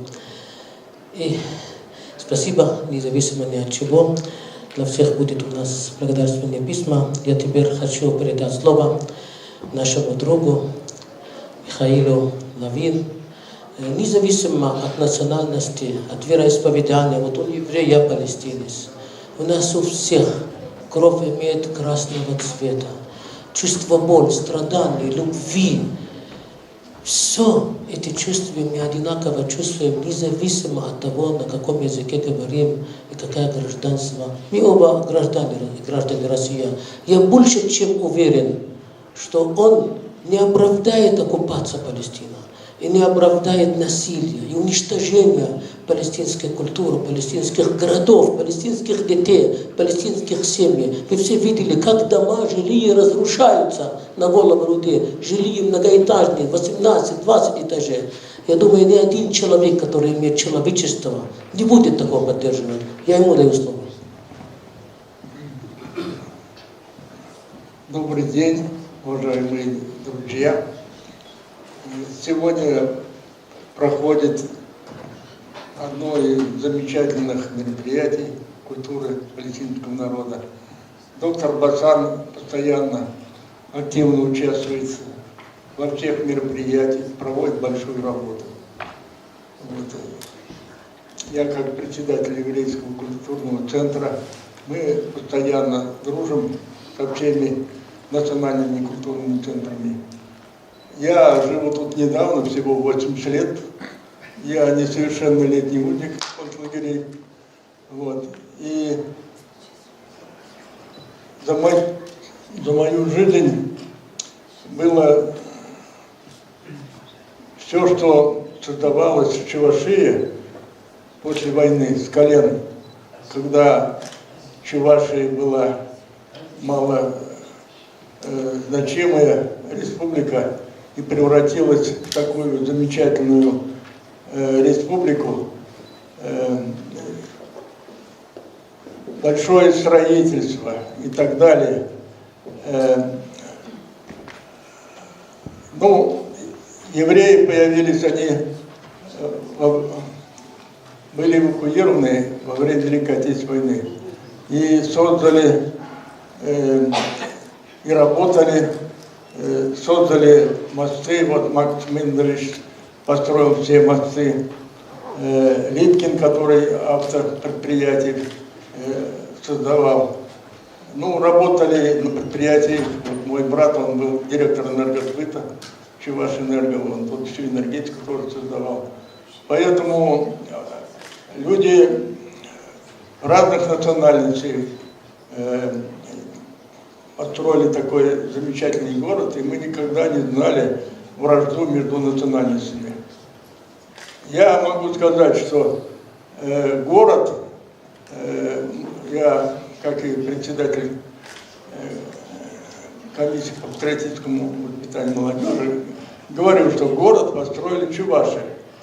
Потому что вот раньше молодежи не давали паспорта, чтобы они могли работать на предприятиях. И после войны, значит, когда начали строить предприятия, им мы начали давать паспорта, и они построили город. Они работали каменщиками, штукатурами, малярами, плотниками и так далее. А те, которые приехали сюда со всех городов, они работали на заводах, работали технологами, конструкторами и так далее. Поэтому общими усилиями, благодаря дружбе народов, которая сложилась в Чувашии, и никогда у нас в Чувашии за 80 лет я не слышал каких-то межнациональных вражды и так далее. Я желаю, чтобы дальше мы жили в мире, в согласии, и чтобы любые мероприятия, они проводились для создания и улучшения дружбы между народами. Желаю всем здоровья, благополучия, и чтобы каждый сидящий здесь прожил как минимум 120 лет. Это у нас такое пожелание. Удачи всем, счастья и благополучия. Спасибо большое. Напоминаю, что сегодня День культуры государства Палестина и день рождения великого палестинского поэта Махмуд Дарвиш. Дорогие друзья, если что-то есть о Палестине, можете рассказать. Я передаю слово полномочный представитель президента Чеченской Республики в Чувашской Республике Салману Султановичу. Спасибо. Я присоединяюсь ко всем поздравлениям, которые были высказаны в адрес Республики Палестина. Лично вам, мои самые теплые положения, доктор Басам, с вашим днем рождения. Что все было сказано, очень много о дружбе, согласии, там, взаимопонимании. Это все присутствует у людей. Но, к сожалению, в данное время, в нынешнем нашем неспокойном мире, бывают такие люди, которые хотят что-то в своем роде показать или что-то где-то занять. Я не буду вдаваться в подробности. Вот мое мнение такое, что все люди должны жить в мире, согласии и взаимопонимании. Мы все люди. Единственное, что непонятно, вот мы выше птицы можем летать, ниже в землю уходим туда, куда живое существо, можно сказать, не может дойти, научились. Под воду пускаемся ниже, глубже любой рыбы. А вот главное нам сейчас осталось научиться жить и быть людьми. Вот главное, чтобы это все у нас было, для нас мир и согласие будет. Мои поздравления вам.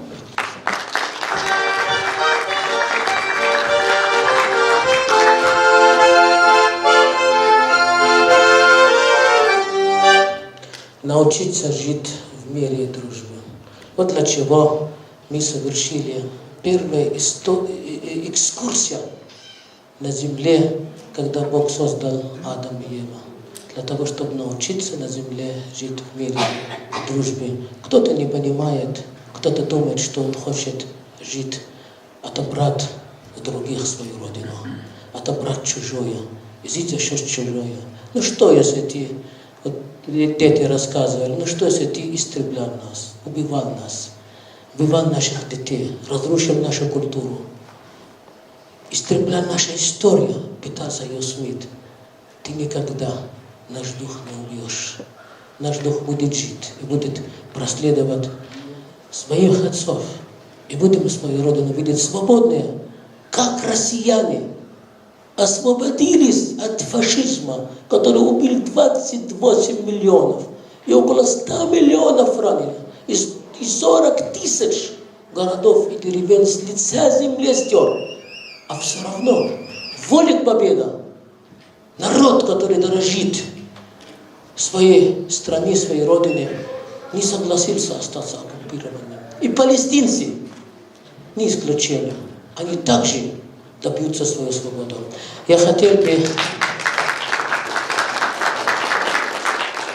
Спасибо. Я хотел бы передать слово нашему другу, председатель Сирийского культурного центра Маджид Валидович. Сирия – это брат для палестинского народа, братский народ. Мы когда-то, арабский мир, были одна страна, одно государство, как Советский Союз. Но в отличие от Советского Союза, мы один народ, арабский народ. Советский Союз многонациональности был, 300 народов, а мы один народ. Но Великобритания, ее сговор, разделяя и властью в соглашении с Экспику, решила разделить арабский мир. Арабский мир 14,5 квадратных миллионов километров. Разделив его, они ослабили. И с каждой страной разбираются отдельно. Сирия сегодня переживает огромные трудности. Разрушенная страна, экономика, жертвы. Я очень рад, что наш друг сириец, врач, который здесь отучился, который работает, лечит людей, снимает с них боль, рядом с нами здесь. Я ему слово передаю. Добрый день, уважаемые присутствующие. Добрый день, доктор Басам, дорогие коллеги. Я хотел бы поздравить палестинскому народу с Днем культуры. Палестинский народ соединяет нас с ним дружескую, братскую, соседскую отношению. И всегда наше государство и наш народ стоял рядом с палестинским народом, поддержал его и будет поддерживать до освобождения, чтобы был в каждом доме был мир и все жили мирно. Мы всегда за мир. Война это, вы, конечно, все знаете, что в Сирии идет такую войну против террористов с поддержкой наш близкий друг России, который нас никогда не оставила одной, оказывает большая помощь и большая поддержка. Хотел бы отметить еще, что День культуры вообще у всех национальностей, и в том числе палестинской, очень важен для нового поколения, для наших детей, которые проживают за границей, которые не знают о культуре. День культуры, он показывает им их культуру, обычаи, как какие-то танцы, писатели, стихи. Соединяет их. Он, получается, День культуры как мост. Он соединяет народ, который проживает за границей, со своей родиной. Поэтому мы всегда поддерживаем, будем тоже в дальнейшем показывать или строить День сирийской культуры. И, конечно, надеемся, чтобы все пришли и стараемся показывать все наши культуры. Поздравляем вас и поздравляю, конечно, с днем рождения. Желаю удачи, успехов и крепкого здоровья. Теперь всем, дорогие друзья, руководители НКО, памятное благодарственное письмо я вручаю. Татьяна, в первую очередь. Татьяна.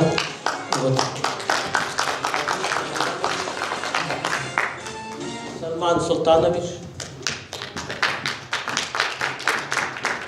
Михаил Аркадьевич, да? Абрамович. Да, Михаил Абрамович. Я напоминаю, сегодня День культуры государства Палестина. Я вам подарили эту книгу в прошлый раз. Я думаю, что-нибудь в следующий раз расскажете. Так, и Маджид. Спасибо. Можете присесть, дорогие друзья, на свои места. Это теплое место, которое объединяет разные культуры, разные народы, куда любой иностранный гражданин может прийти, получить поддержку, любовь и обрести семью. И этим прекрасным домом дружбы народов руководит Юрий Алексеевич Токмаков. Хочу его пригласить для приветственных и поздравительных слов. Спасибо большое. Добрый день, уважаемые приглашенные гости. Добрый день, уважаемые участники сегодняшнего нашего мероприятия. Сегодня действительно в нашем Доме дружбы народов проходит такой замечательный праздник, День культуры Палестины. Мы данный праздник проводим ежегодно. Единственное, в прошлом году из-за пандемии коронавируса мы немного отошли от планов, не смогли провести. Но про культуру Палестины мы, конечно, знаем благодаря доктора Бассама, благодаря его организации, региональной общественной организации, общества дружбы и сотрудничества между народами Палестины и Чувашии. Я хочу сказать, зная доктора Бассам, что он настоящий патриот, своей родины, своего народа. И я знаю, как он переживает за то положение, в каком оказалось государство Палестина. И я от себя лично, от сотрудников Дома дружбы искренне поздравляю вас, в первую очередь, доктор Бассам, весь народ Палестины с этим знаменательным днем, Днем культуры Палестины. Махмуд Дарвиш был не единственный представитель, очень много, и хочется, чтобы их было как можно больше. Вы также являетесь одним из ярких представителей своего народа, как я уже сказал, да, всегда переживаете за свой народ, хотите приблизить, чтобы там побыстрее наступил мир, чтобы все могли воспользоваться такими же правами, какими пользуемся мы, чтобы не было никаких ограничений. И самое главное, мы общаемся, я всегда ему говорю, доктор Бассам более 20 лет не видел свою маму. Я сегодня после нашего мероприятия поеду домой. Поеду домой, я сяду рядом с мамой, обниму ее, поговорю, да? А у него данного права нету. Я всегда ему говорю, поздравляю, это родители, да? Не было бы родителей, не было бы нас. Благодаря родителей мы появились на свет, поэтому я и вас поздравляю с днем рождения, с вашим. Также поздравляю вашу маму. Желаю всего самого хорошего, самое главное здоровья, счастья, удачи, успехов. И как можно ближе, скажем так, в ближайшее время вы все-таки встретились. Это самый родной человек, это мама, которая нам подарила жизнь.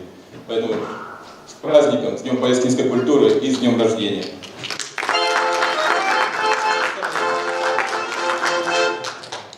Спасибо большое, дорогой Юрий Алексеевич. Самое главное, как вы сказали, чтобы человек имел право на жизнь. А иметь право на жизнь, это иметь право увидеть масс, близких, родных, иметь право возвращаться домой. Пока вы здесь сидите, если кто-нибудь займет ваши квартиры, ваши дома, и туда придет, и он с оружием вас в руках выгонит, скажет, вам сюда нельзя. И кто-то назовет вас террористами, а его миротворец. Спасибо, дорогой, вам тоже памятное благодарственное письмо от этого мероприятия.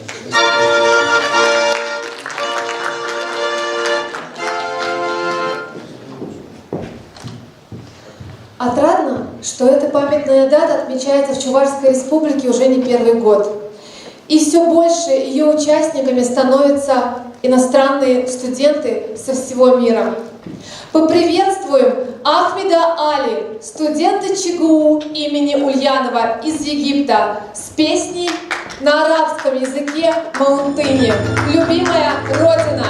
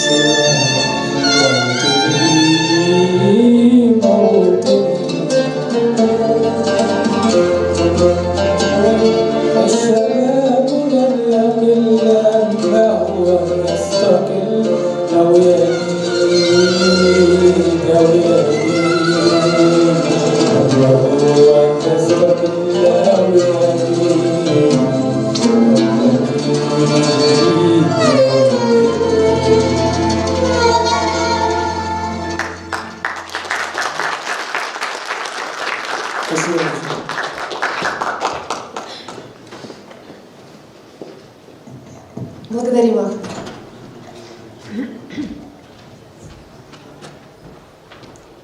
Скучаю по хлебу, что пекла мне мама, и кофе, что варила мама, и по прикосновению мамы, и толика незыблемого детства день ото дня растет во мне упрямо. И все сильнее жить люблю, ведь если умру, стыдом мне будут слезы мамы. И коли вернусь, возьми меня себе, платком для роз с ресниц твоих опавших, и кости мне укрой травой принявшей крещение твоих босых ступней. И крепче узы затяни на мне, из тонкой пряди в милой седине, из нити в подоле твоем мелькавшей. И, может быть, еще удастся мне до божества подняться, до небес и святости изведать настоящей, коль в сердце я твоем замру на дне. И если я вернусь, то ты меня возьми углем в печь твоего огня или веревкой бельевой на крышу. Ведь без твоих молитв я потерял всю стойкость, старцем стал я. Так верни же мне звезды детства, мама, чтобы я с птенцами перелетных птиц не ближний путь разделить бы смог через моря. Обратный путь, пусть он вернет меня в твое гнездо, что ожиданием дышит.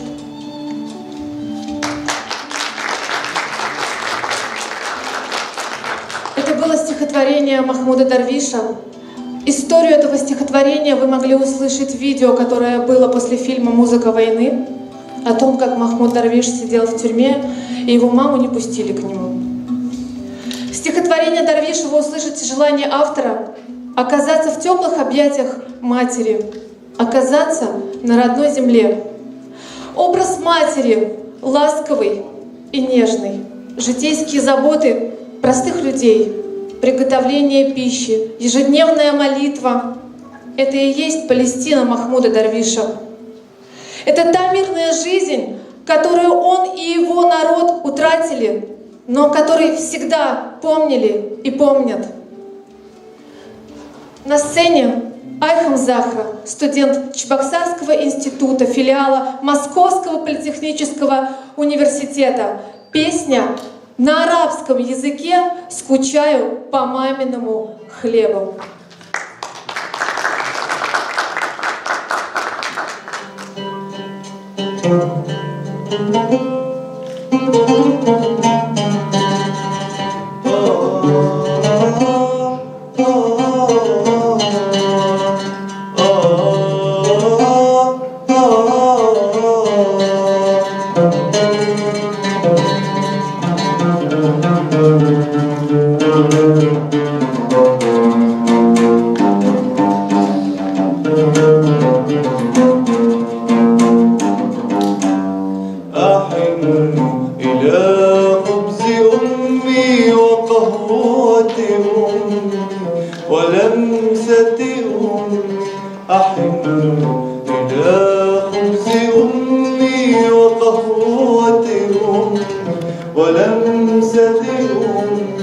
وتكبر فيها الطفولة يوما على صدري يومي وتكبر فيها الطفولة يوما على صدري يومي وأعشق عمري لأني إذا مت أخجل من دمعي أمي من دمعي أمي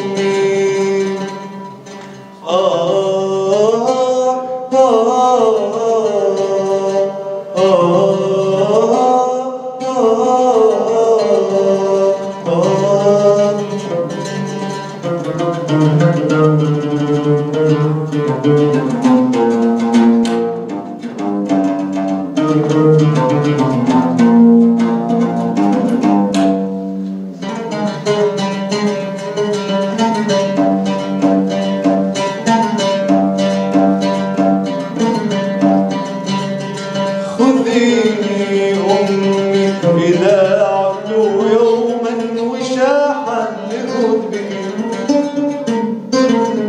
خذيني أمي إذا عدت يوما وشاحا لربك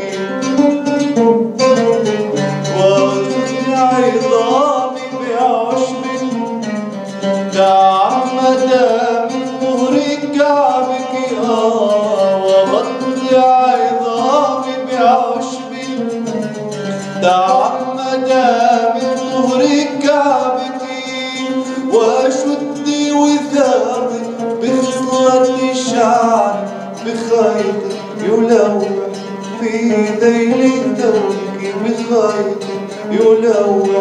بيدي للدم عساني أصير إلها أصير عساني أصير إلها أصير إذا ما سمعت قرارة قلبك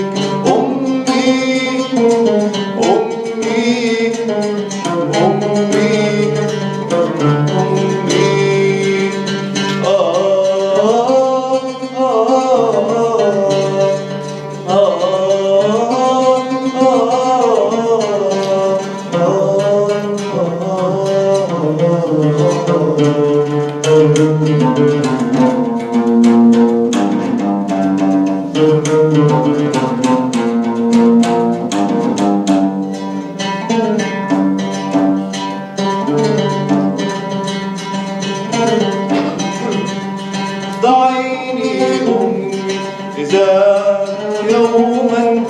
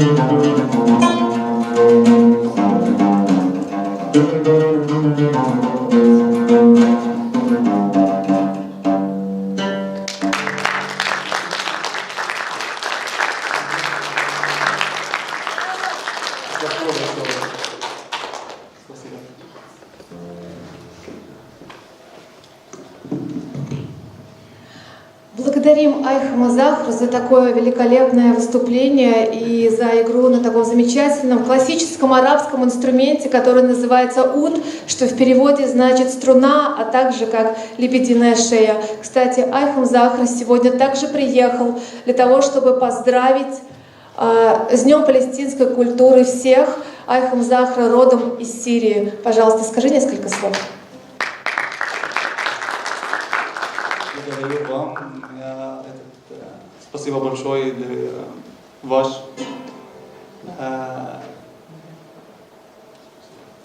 Не могу сказать немного слов, но еще учиться русский язык, поэтому я вот так поздравляю для вас и скажу с днем рождения для доктора Басам и все.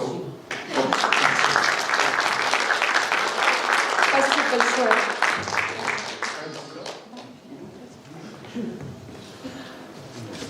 А сейчас я бы хотела рассказать стихотворение собственного сочинения, которое родилось как раз год назад, перед тем, как мы должны были сделать День палестинской культуры. Это стихотворение родилось после просмотра фильма. Благодарю доктор Басам за то, что вы показали этот фильм в 5 утра, который называется «Моя Палестина», после фильма «Музыка войны». Долгие годы под жесткой блокадой, на собственной родине кровь проливая, Музыка их стала повседневной отрадой. Надежда и вера в свободу не тают. С раннего детства дети питают любовь к своей родине, к своей Палестине. Страхи, разруха и бомбы летают. Но вера в свободу в их внутренней силе.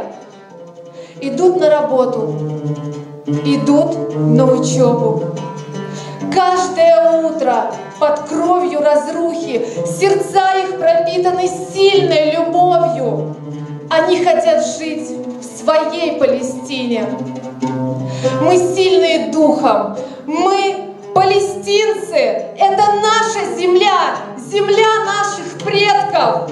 Мы будем играть на музыке жизни. Мы будем дышать в своей Палестине.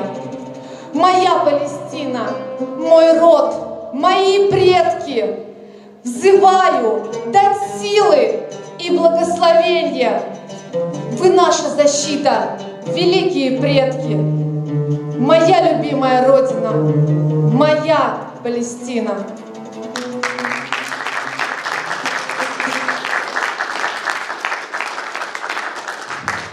Большое спасибо, очень мурашки прямо по телу бегают. Хочу сказать одно.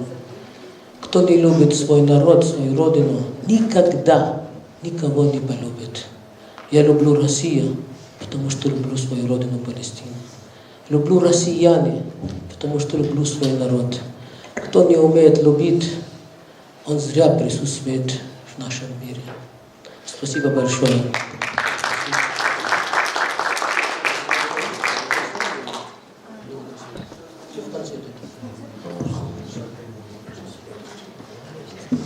Хотелось бы также от себя добавить, почему это стихотворение также родилось.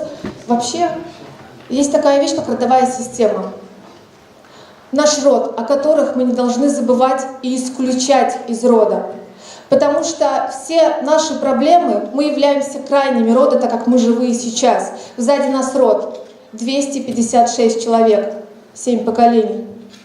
И если мы о ком-то забыли, кого-то исключили, начинают твориться в нашей жизни всякие различные неприятные ситуации в отношениях с мамой и с папой, в отношениях с мужчинами и женщинами, с мужьями и женами, с деньгами.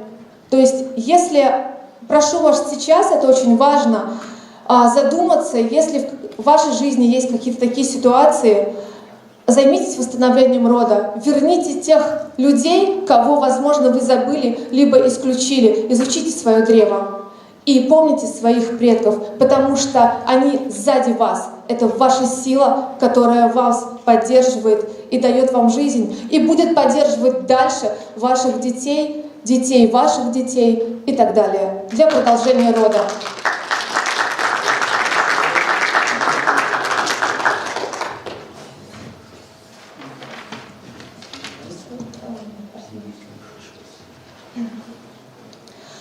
Также на сегодняшнем вечере мы рады приветствовать гостей из Республики Мариэл.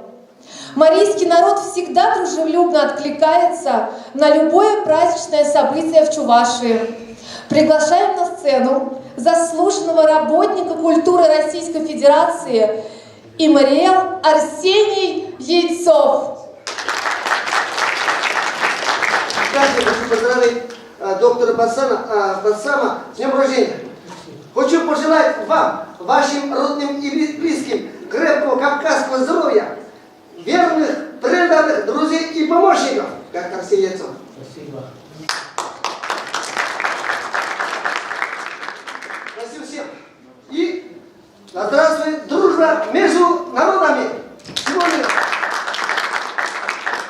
вам крепко еще раз здоровья всем. И чтобы никуда сегодня никто из нас не болели и не старели, всегда любили друг друга, и чтобы всегда жили дружно, уважайте друг друга, свою семью, свою мать, своего отца, сами понимаете. Спасибо.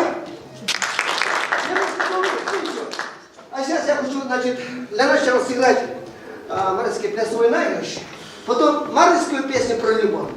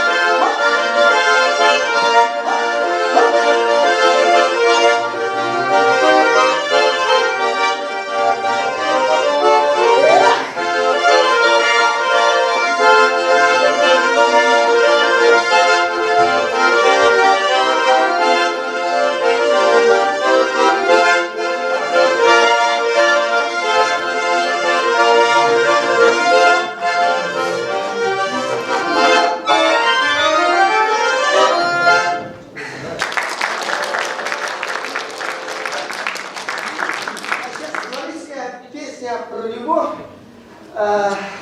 доктор Васан, и тоже относится к вашей жене тоже, и всем женщинам, которые здесь сидят.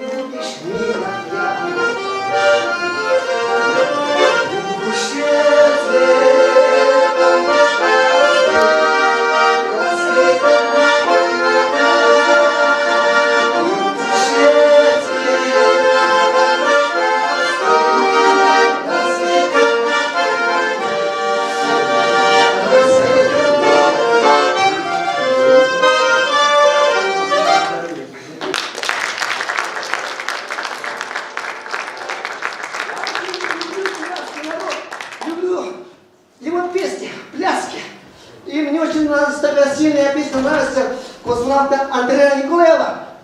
Без скуки. Это очень сильный ассистент, великая сила. Он всегда любил пел эту песню. Я очень хочу хотя бы один куплет. Давайте вместе споем. Вы не против? Можно два куплета, знаете? Один, хорошо, спасибо. Даю вступление.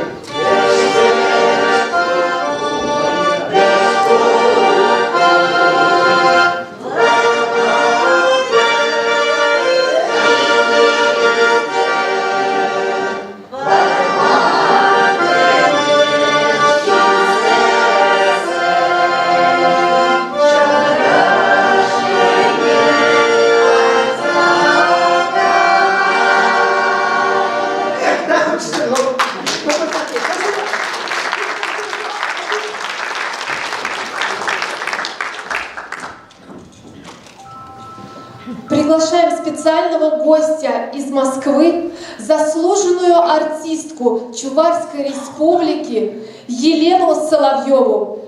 Она будет петь две песни: «Вальс о весне» и «Дружба». Встречайте!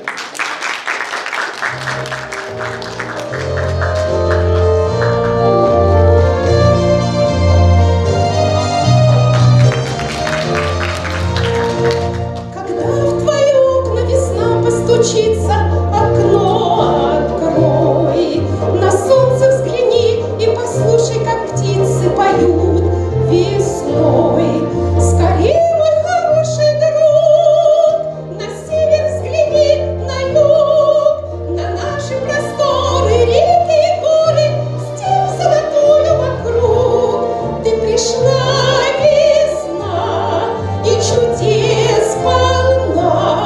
Ты идешь по всем дорогам, по горам, по степям, улыбнешься ты, зацветут сады, и сердца стучат сильнее и смелее мечты.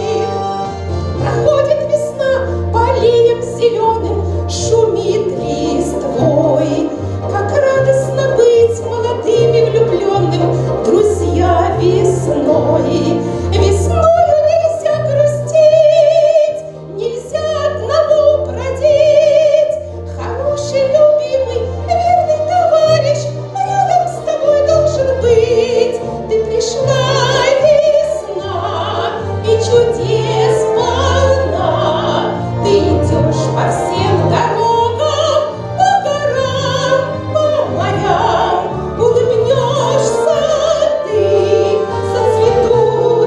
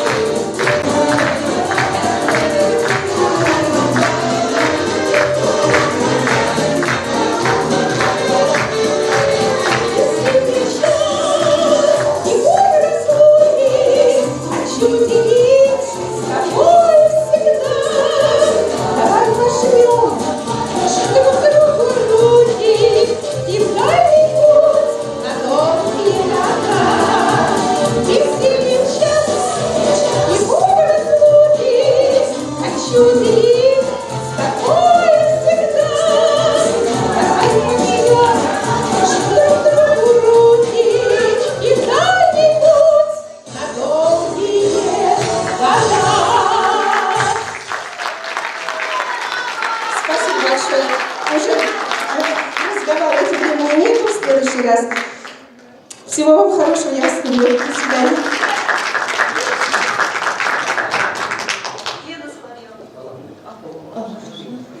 Благодарим Елену за такое прекрасное выступление и за то, что она приехала все-таки на День палестинской культуры с Москвы к нам. Также у нас в гостях Светлана Николаева, также заслуженная артистка. Она споет песню «Аве Мария» Иоганн Себастьян Бах «Гуно».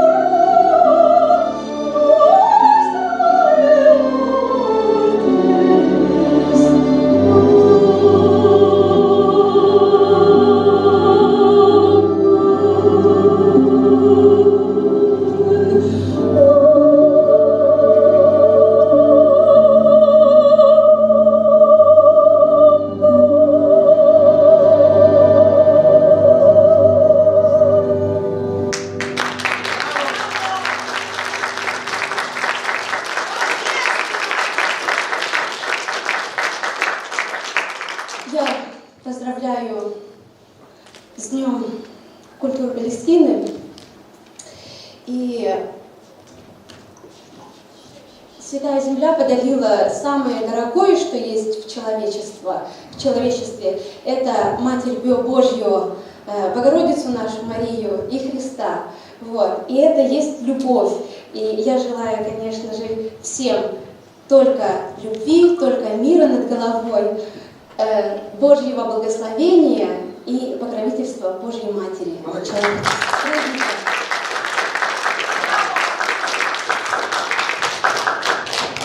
Проведение Дня палестинской культуры в нашей республике не безразлично также соотечественникам нынешнего руководителя Организации Общества дружбы и сотрудничества между народами Чувашии и Палестины. Впервые мы вас знакомим с Ахмадом Дари, палестинским художником, композитором, который стремится сохранить традиции древнего арабского искусства письма, одновременно сделав палестинскую культуру объектом обмена между Западом и Востоком. Ахмад Дари родом из Иерусалима, живет в Париже, откуда нам и отправил свой музыкальный подарок. Песня «Зеленая ветка миндаля». Композиция о силе духа палестинского народа, любви к родине. Внимание на экран. يسعدني أن أتقدم بالتحية إلى شعوب شباشيا وروسيا الصديقة. أنا الفنان الفلسطيني أحمد داري المقيم في فرنسا. أود أن أعرب باسمي وباسم شعبنا الفلسطيني عن شكرنا لكم على هذا الاحتفال، متمنين لكم الصحة والسعادة والسلام، ولشعبنا الفلسطيني التحرير والعودة إلى أرضه.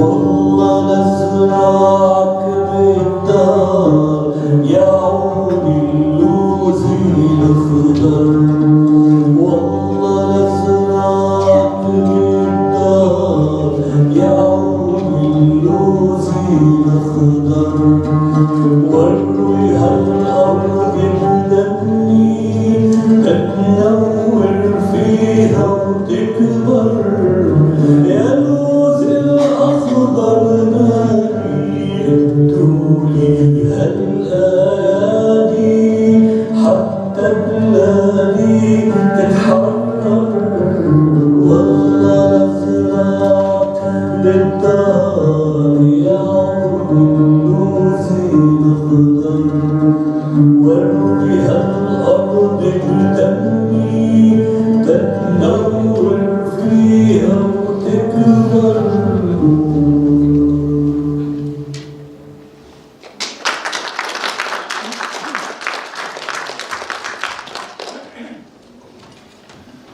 Сейчас я переведу его приветственные слова. Я приветствую дружественный народ Чувашии и России. Я палестинский артист Ахмед Дари. Живу в Париже, во Франции. Хочу от своего имени и имени палестинского народа выразить вам благодарность за организацию такого большого и прекрасного мероприятия. Желаю вам здоровья, счастья, благополучия, мирного неба, а для нашего палестинского народа свободу, независимость и возвращение на свою родину. А на сцену снова приглашаем ансамбль классического и современного эстрадного танца «Галатея» – чуварский танец.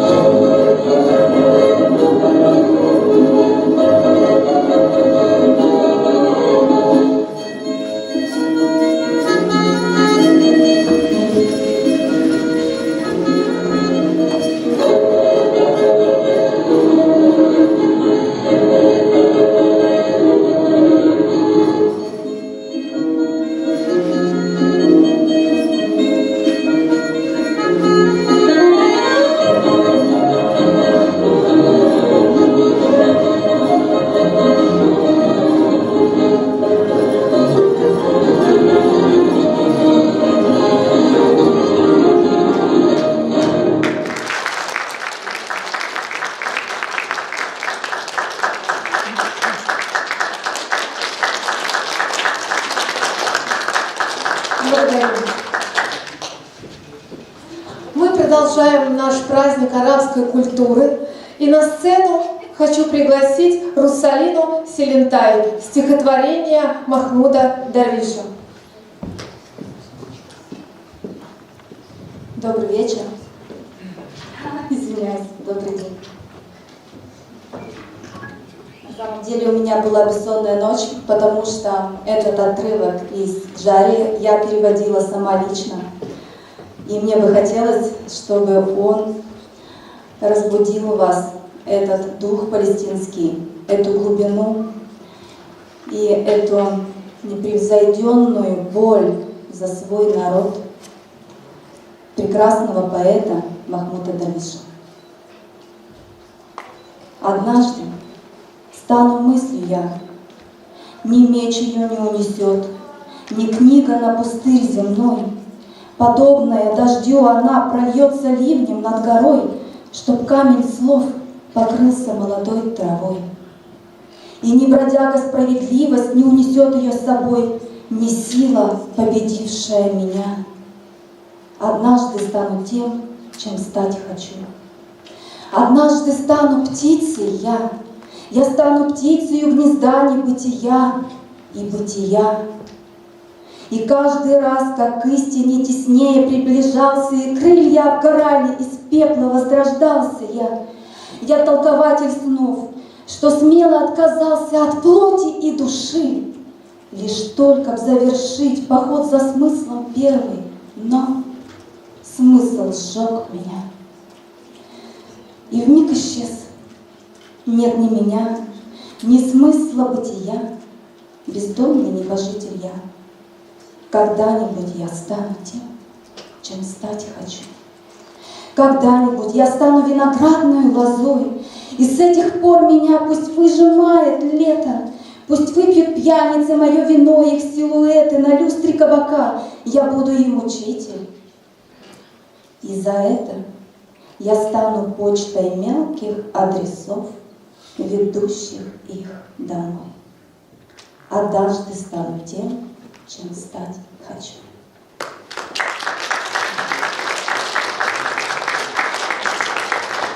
Большое спасибо, Русалина, очень душевно, прекрасно перевели. Я думаю, может быть, это станет одна из ваших песней в ближайшее время, но потом мы вам дадим тоже благодарственное письмо. Спасибо большое. Так, ведущая Анна.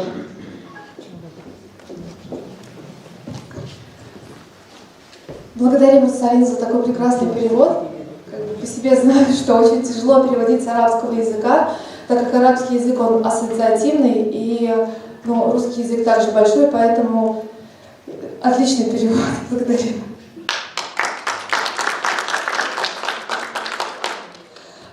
Снова хочу пригласить ансамбль «Галатея», танец с трещотками.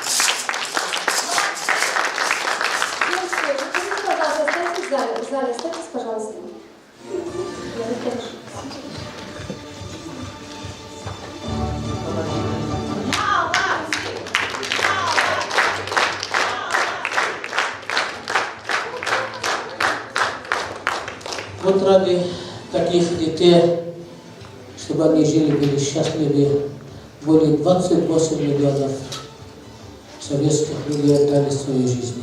Мы все, смысл нашей жизни — это наши дети, внуки, их будущее.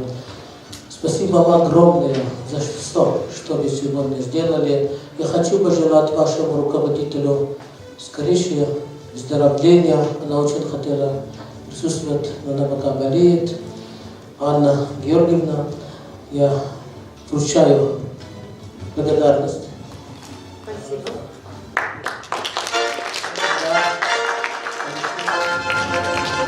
И любовь их мир. Пусть всегда вас сопровождает в жизни любви и хлеб жизни.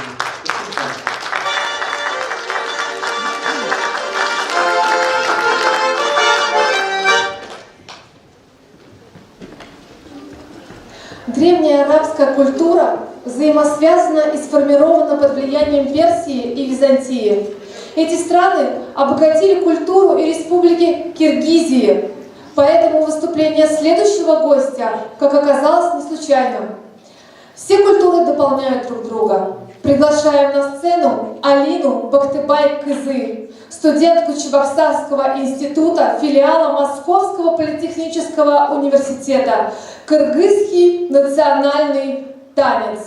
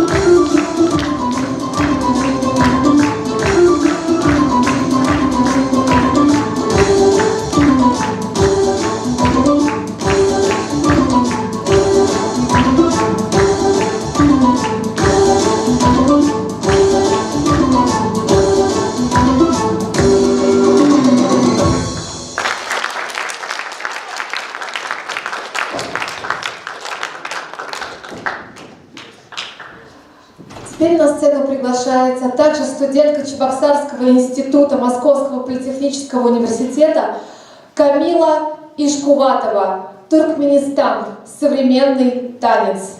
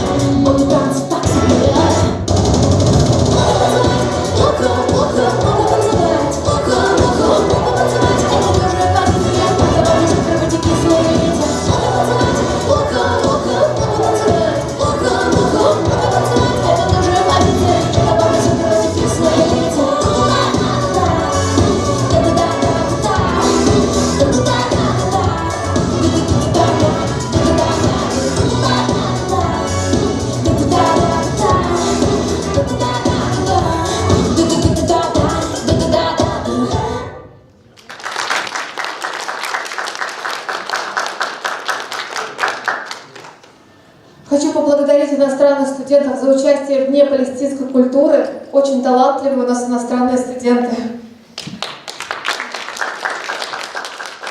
А теперь поприветствуем на нашем празднике народного поэта Чувашской республики, переводчика, литературоведа, большого друга общества, дружбы и сотрудничества между народами Чувашии и Палестины Юрия Семендера.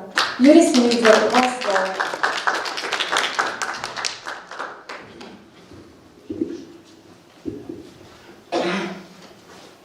Я хотел, дорогие друзья, говорить 13 минут в честь того, что 13 число сегодня, но решил сократить на 12 минут.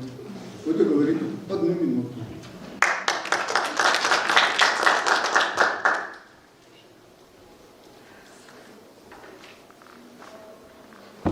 Стихотворение Махмуда Дарвиша «Палестина.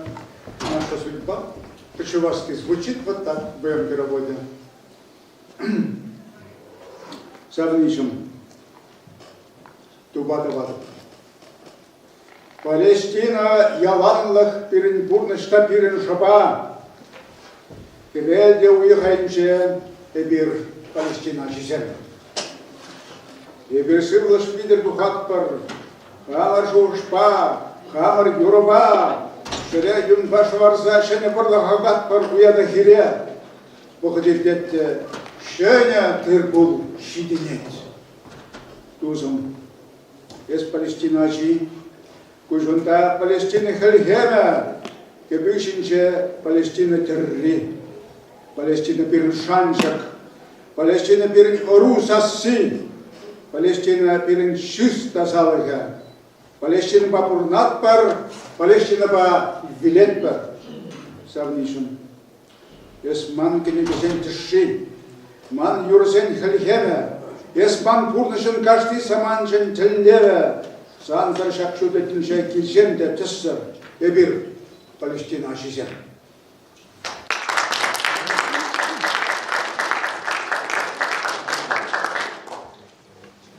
Доктор Басан, я в своей огромной многотомной библиотеке нашел книгу народного поэта Кабардино-Балкарии Алима Кешокова. Алим Шамахович был личным другом Махмуда Дарвиша. Вот в этой книге на 60-й странице есть стихотворение, посвященное Махмуду Дарвишу. И по секрету скажу, что Алим Шамахович Кешоков, работая секретарем правления Союза писателей Российской Федерации в свое время, был одним из инициаторов выдвижения его кандидатуры на международную Ленинскую премию. Возьмите, пожалуйста, на память книгу. Спасибо большое.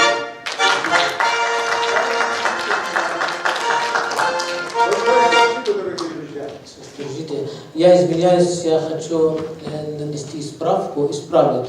Он не только друг Палестинского общества дружбы, он член общества дружбы Палестины и Чувашии. Общество дружбы и сотрудничества. Да, конечно. Еще, значит, недавно он отмечал своего юбилей 80-летия. Во-первых, мы поздравим его от всей души. И когда говорим народный поэт, это душа народа. Вот красивая душа у народа Чувашии, у народов Чувашии. Настолько он добрейший человек, умнейший человек, светлый человек, позитивный человек, что мы с ним с первого встречи подружились и стали хорошими друзьями. И у него дома побили, с женой даже. Его замечательная супруга присутствует, Раиса Максимовна. Мы очень рады сегодня, что он с нами. И вот, во-первых, это благодарственное письмо. А здесь почетная грамота в случае 80-летия с портретом, и в том числе с палестинской арафаткой. Все написано.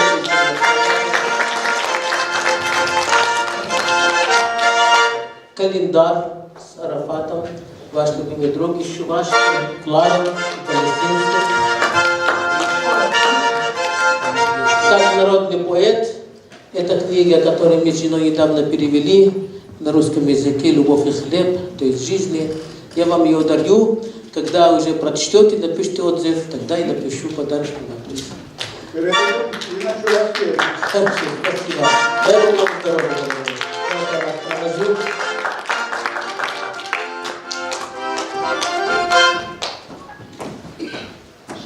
На наши мероприятия присутствуют гости, кое-какие там подошли, я их приветствую все.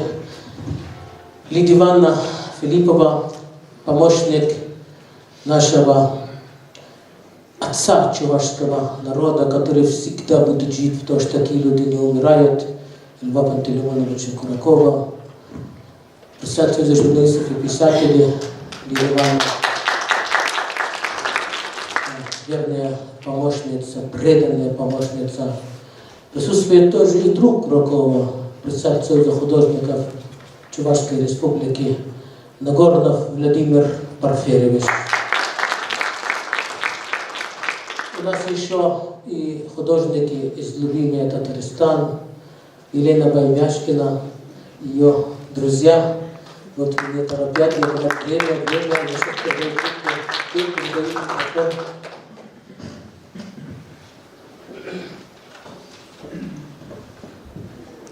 Сейчас я хочу пригласить на сцену Сахиртиана Андре Христиана, студента ЧГУ имени Ульянова. Он из Индонезии с песней «Хэппи Хэппи Аджала». Давайте радоваться.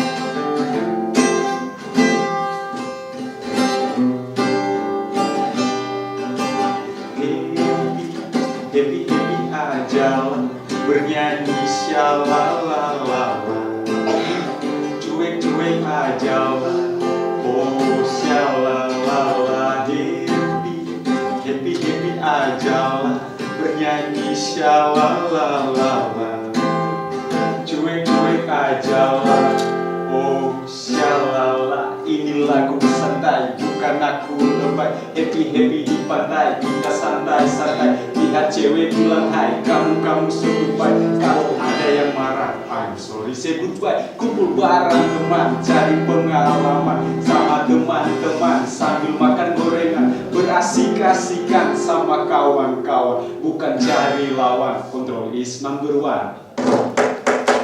Hey, happy, happy, happy aja, bernyanyi shalala. Cuek-cuek aja, oh shalala. Cuek-cuek aja, oh shalala.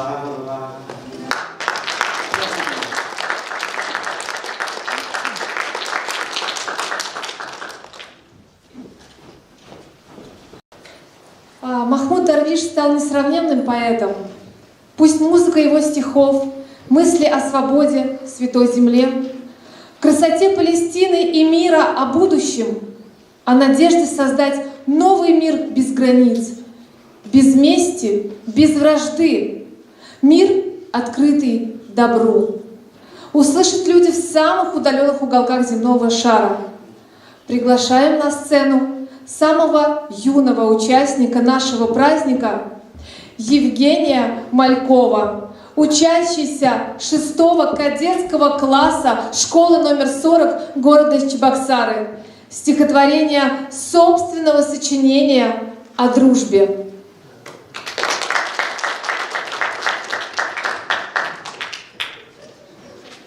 Гостеприимны мои Чебоксары, мордвины, арабы, индусы, татары.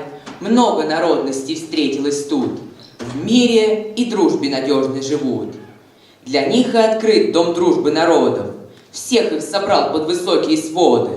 Чтобы им дышалось, как дома легко, он двери свои распахнул широко. Тут у ограды камень большой, он словно сияет даже зимой. Символом дружбы народов является, камнем дружбы он называется. Войдя в этот дом, вы увидите диво, флаги вас встретят, как же красиво. Нарядные стяги повсюду стоят и о родной стороне говорят. Стены украшены разными фото, есть в этих лицах знакомое что-то. Разные люди, глаза и цвет кожи, в чем-то они в самом деле похожи. Вижу на фото известного сына многострадальной страны Палестины. Вот бы на миг очутиться мне там, где место рождения Иисуса Христа. Дом дружбы народов – священное место. Давайте дружить, и всегда будем вместе. Дом дружбы народов, ты развивайся, и в наших сердцах до конца оставайся.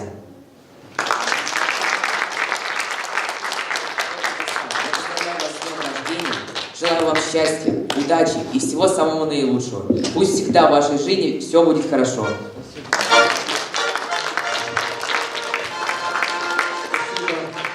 Я так рад, что в Чувашии такой талантливый, молодой, юный, совсем юный поэт. Чуваши, когда я приехал впервые, в 1989 году мне сказали, это республика 100 тысяч песней, 100 тысяч слов, еще 100 тысяч вышивок. Мне кажется, с 1989 году по сегодняшнему дню уже больше, чем 100 тысяч песней, больше, чем 100 тысяч вышивок и больше, чем 100 тысяч слов. У нас здесь присутствует, я вижу, и народный поэт Чувашской республики Раиса Сарби, какие-то книги, что-то там перевела, я знаю, стихи Махмуда Дарвиша на чувашском языке. Спасибо большое тебе, Евгений, ты молодец, ты гордость своих родителей, гордость своей семьи, гордость своего города, своей республики и своей школы. Молодец, спасибо.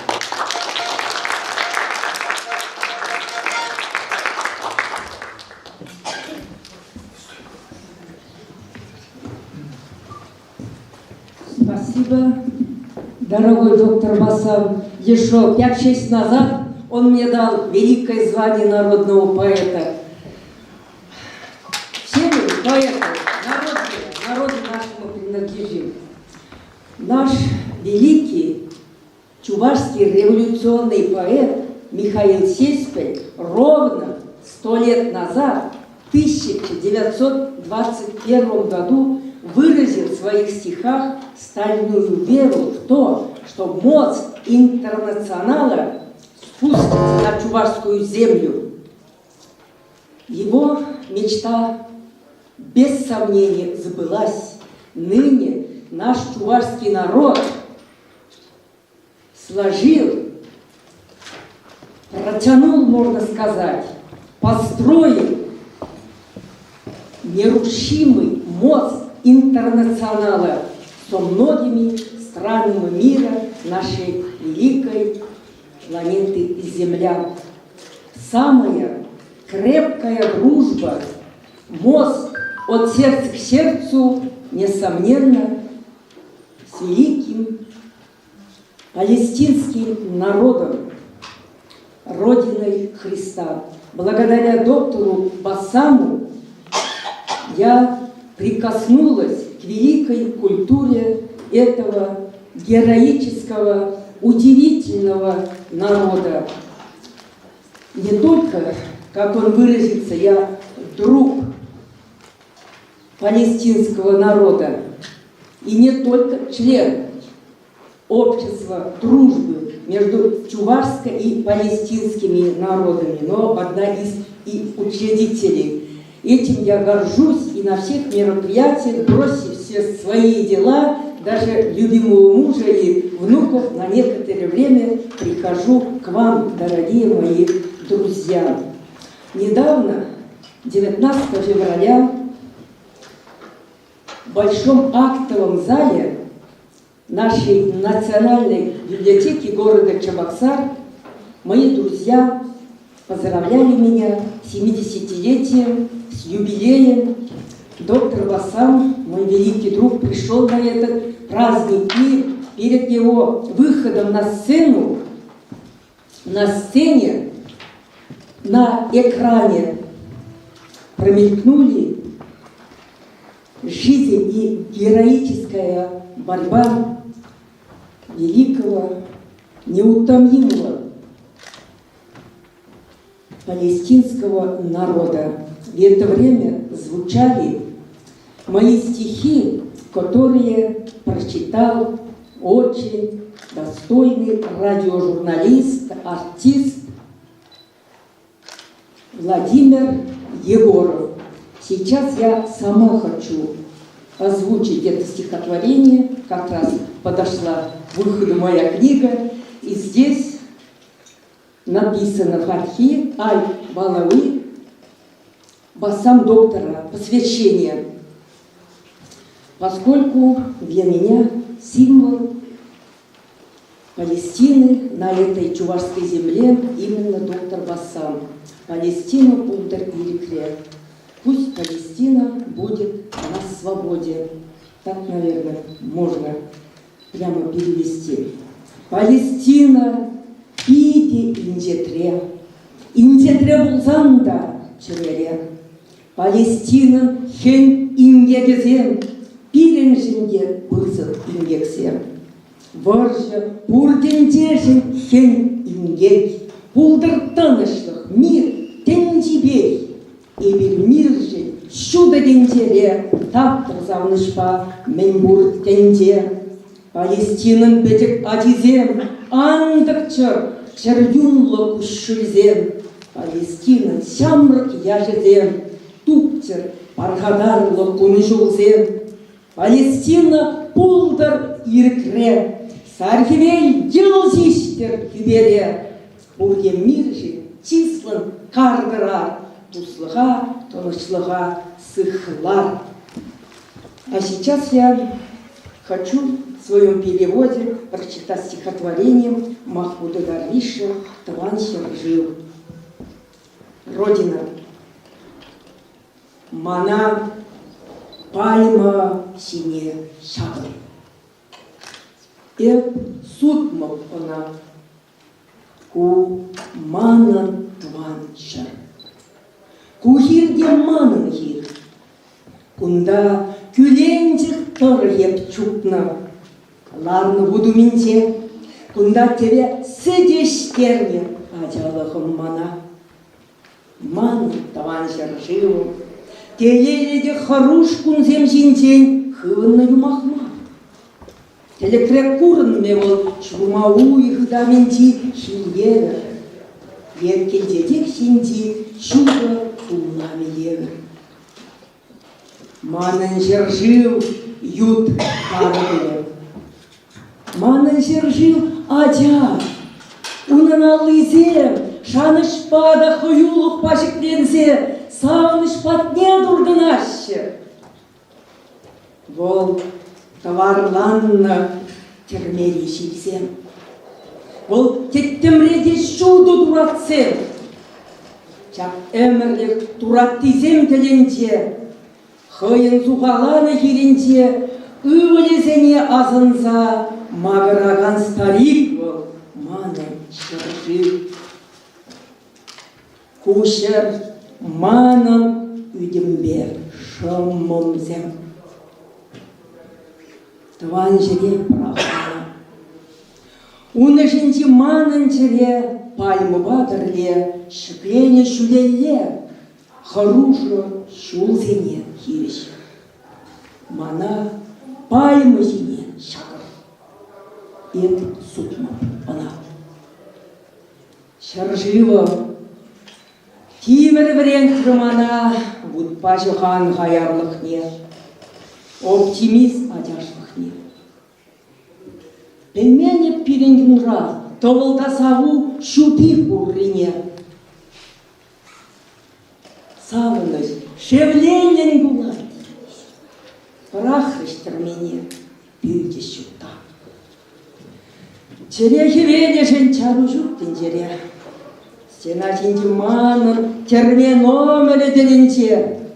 Тулы бұтақланат, мана бұшибе сілсе. Мана білерегенен сынне, стена жинден зирет, керарым шүйжен шомал әмелге. Шырживо, сан ятна сымлікре юмба шундардым еп. Шылбағышларым чытмалламар күнзене. Манын шамгари, вудхиме жеш күріш візем. Манын шолдарзен, сынжырзен засыне жешейдеш візем. Юраду херезешіне, подалаза шақса, улашкінден шундарза, ярзасын мана. Еп светтой болып, еп көре жүйсі. Burada da taşta balkon, mütlediğin kötüler şıkıra, birge bir manlı takşanak, burada da taştı dudasın, vizem barneleşçe piriştizene, yürüzem da da cunatsem, kayıksem de sanın ahrım yesavınış, yazar yıldırdan kışkırulun duvar asker, onun zıldarı, Гиесье, ураз келет сана. Санжын почлану да хорошмар мана. Пиренжін юррезем жиінже. Черем хыптарны кыгыра прахса. Санчыневне хиріш чубать. Анжақ санын саммезем жиінже. Чунықтарабан шудыра, чарынмазыр. Кошкарат, ыраду, шаршила, ан келемана, санын жүрежінде, уши суран усажоте, юраду.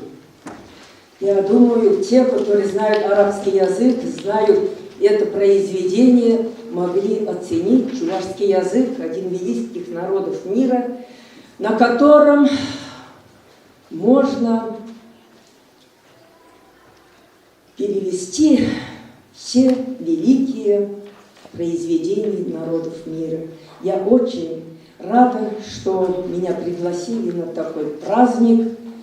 Я всей душой предана Палестине. Надеюсь, после окончания войны, водворения мира на палестинской земле, делегации, которую возглавит доктор Басам, прочитать эти стихи на чувашском языке всем палестинцам. А сейчас я хочу подарить свое произведение, стихотворение, рассказы под названием «Свет любви» на русском языке. Доктор Басам прекрасно знает это русский язык. Скоро выучим чувашский язык и чувашскую книгу подарю. Пока поддержку.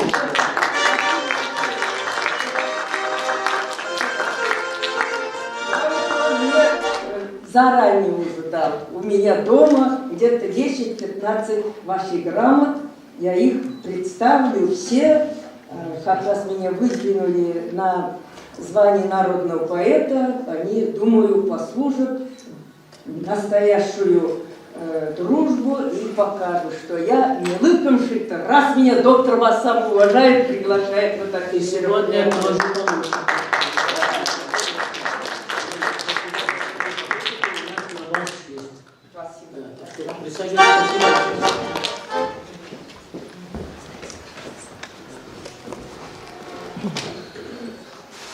Наше мероприятие подходит к логическому завершению сегодня.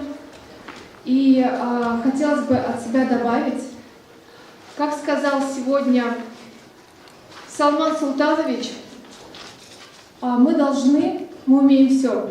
Мы покорили буквально мир, человек. Но, к сожалению, многие из нас не умеют любить, понимать других, принимать других. Понимать себя и принимать себя. И часто мы, обесценивая себя, обесцениваем других. И я думаю, что в этот день, в День палестинской культуры, здесь, в этом зале, собрались люди, которые умеют любить. Благодарю вас за ваше присутствие сегодня на таком прекрасном мероприятии. Благодарю вас, люди, которые любят.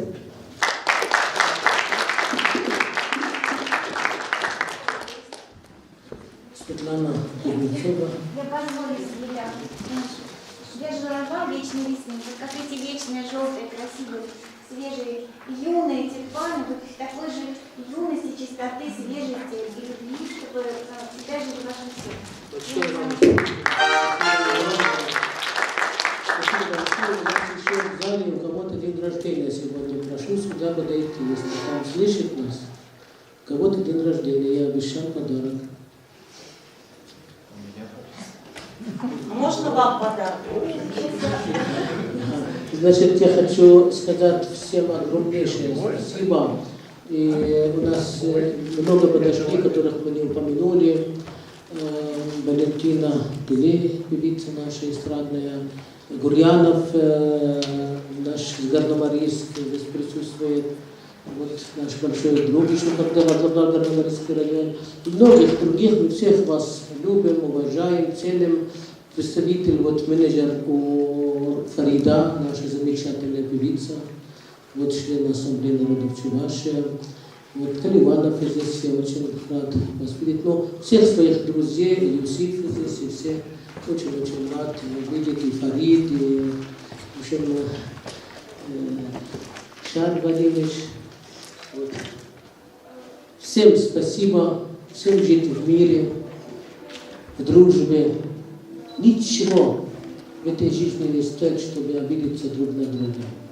Или лишить жизнь кому-то. Ты хочешь лишить кому-то жизнь, чтобы самому жить? А какова потом будет жизнь твоя? Самое большое счастье в жизни кому-то делать добро. Если каждый утром встал, кому-то доброе слово сказал, поверьте мне, весь земной шар будет счастлив. Мы здесь для того, чтобы поддержать дух друг друга, поддержать жизни и строить счастье. Вот главный смысл жизни. Коротко, ясно. Я так думаю, может, я не прав, я так думаю. Спасибо вам всем. Общая фотография. Еще, сейчас, секунду. Также от своего имени хочу вас поздравить с днем рождения, доктор Басам. Вы очень многое делаете для укрепления межнациональных отношений, для того, чтобы вернуть свободу все-таки палестинскому народу и для укрепления рода предков и Палестины. И также хочу, есть тут несколько человек, которые хотели бы поздравить вас сегодня. Мария Ятта, художник и писательница из города Чебоксар. Владимир Александрович Васин, это Центр возрождения родовых знаний «Доброе имя». Светлана Юрьевна Сухарева-Бычкова из Ярославля, член Союза художников России и член Международной ассоциации ЮНЕСКО, город Москва.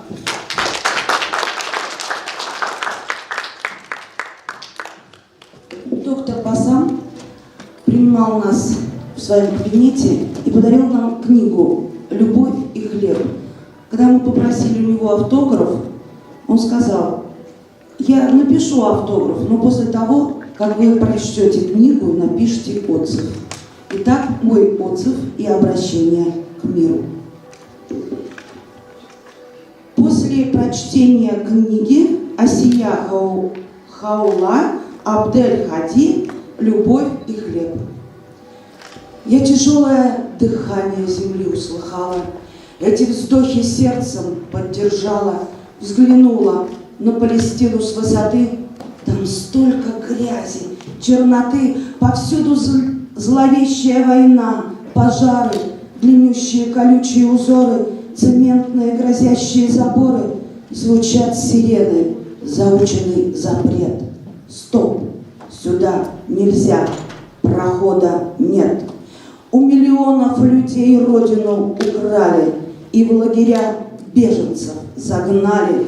Потомки мая, солнечная Палестина. Дальше перечислять знакомая картина. Живут в военной оккупации, в жестокой изоляции. За что? За что? За что? Кому-то мало все. Готовы варвары на все. Им мало. Дай еще, еще, еще. Мирные переговоры нарушаются.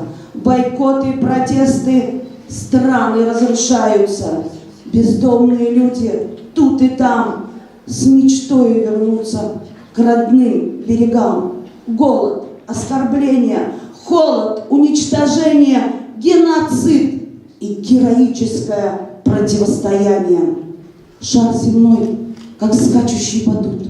От страха людские потоки бегут. Катаклизмы, смерчи, бураны, бурлящие, огнедышащие вулканы. От удивления я закричала: я это видеть не хочу! Как это ужасно, Богу кричу. Пусть зазвучит лира. Мы хотим солнечного мира. Люди, вам этого мало? Со слезами молиться стала: Господи, спаси, сохрани!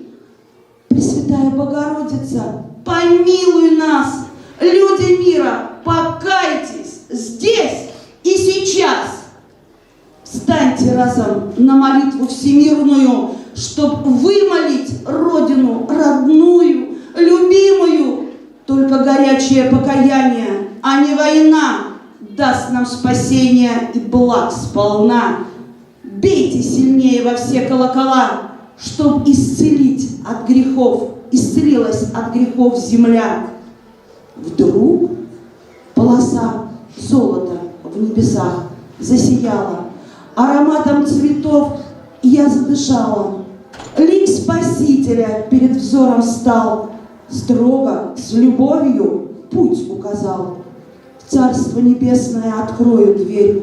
Только покайтесь всем миром теперь. Каждое дыхание дославит Бога.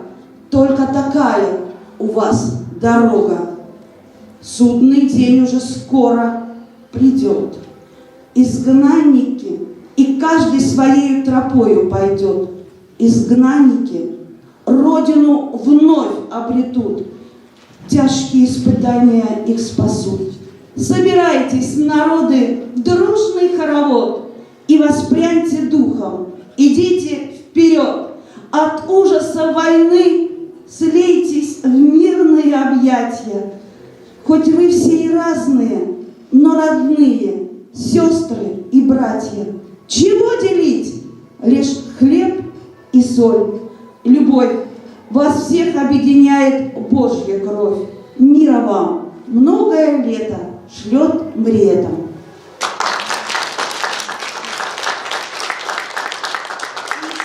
Я художница, я просто символически стала перебирать свои рисунки и нашла этот рисунок графический. Вы потом его расшифруете и можете книжку к моим стихам присоединить. Я так изобразила сердце палестинца.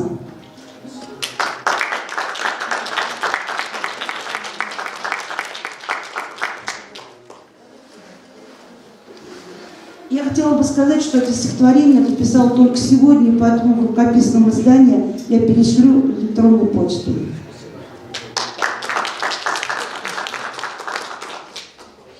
Я хотел бы несколько слов сказать о моем друге. Мы с ним познакомились по очень простой такой причине. Как-то я выходил, выступал с изделиями из лозы. Вы, наверное, видели сейчас здесь фойе, было представлено изделие из лозы, и он ко мне подошел и говорит: мне это очень знакомо. Дело в том, что мой отец этим же самым занимался. Дедушка, извините. Дедушка этим же самым занимался. То есть то, что ты делаешь, это мне очень и очень знакомо и родное. И мне это запало в душу, что наши культуры вот в этом моменте пересекаются. Что там, что у нас. Национальное достояние Чувашии, этого изобретения, почему-то о нем сейчас мало говорят, мало передают наследие. Я, наверное, на сегодняшний день единственный мастер, который обучает в изобретению Чувашии.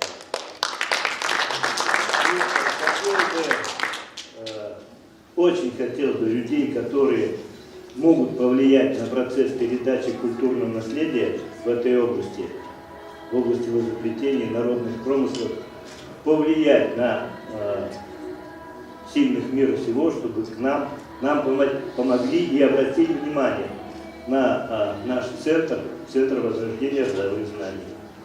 Он находится по адресу автозаправочный проезд 19, здание Красного Креста. И хотелось бы подарить человеку, который переводами занимается, очень важную и ценную книжку Владимира Ивановича Даля «Толковый словарь русского языка». Здесь, в этой книге, очень много таких слов, которых на сегодняшний день пока не знаю. Спасибо большое. Спасибо. Я хочу сказать, что в чувашском языке есть 500 арабских слов, а в татарском около 7000 арабских слов. И насчет вышивки, насчет того, что похоже, когда приехал президент государства Палестины в Чебоксары, в Национальном музее ему показали чувашская вышивка, он сказал, это палестинская вышивка. Вот что значит наши народы давным-давно в свете. Спасибо.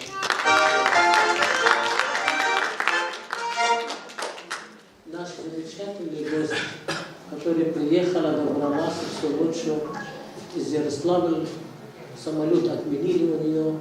Но такая настойчивость, чтобы приехать сегодня на наше мероприятие. Светлана, очень рада вас видеть. Лиза, пожалуйста. Здравствуйте, уважаемые гости, уважаемый Александр. Хочу вас поздравить с культурой Палестины и подарить вам вот замечательную картину, которую мы недавно написали. Спасибо большое.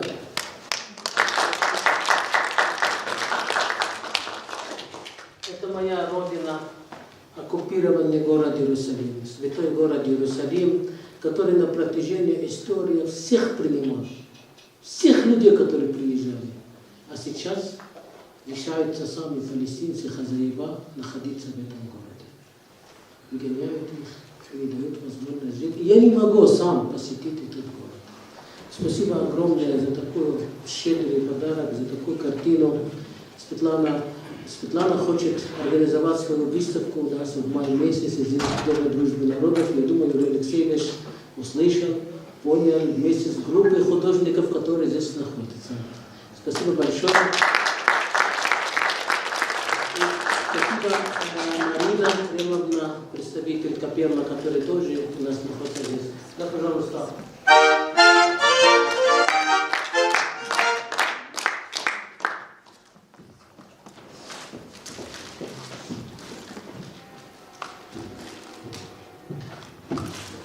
Какая любовь.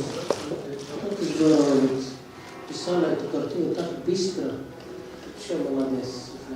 Молодец. Прекрасный художник.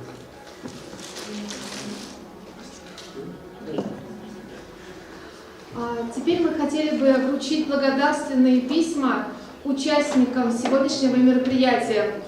Ишкуватовой Камилле, Московский политехнический университет.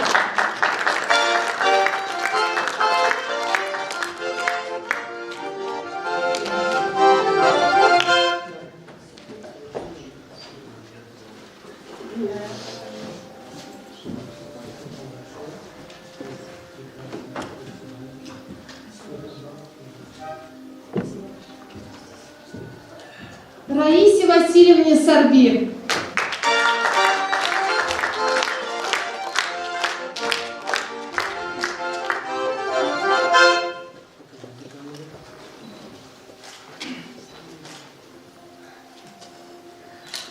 Алине Бактыбай-Кызы.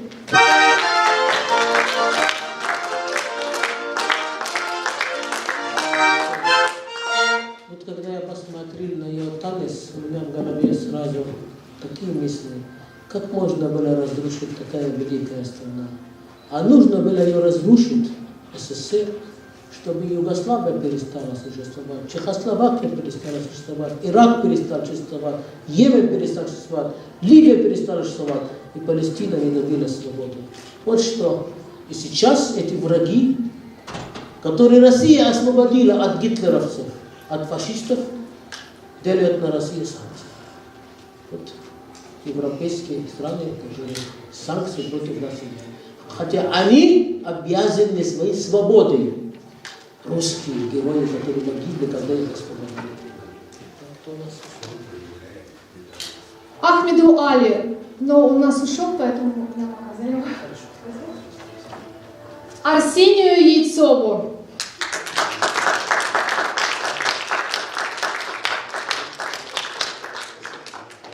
Наш герой и член общества «Дружба народов Чувашии и Палестины. Я растерялся. Вот так, да?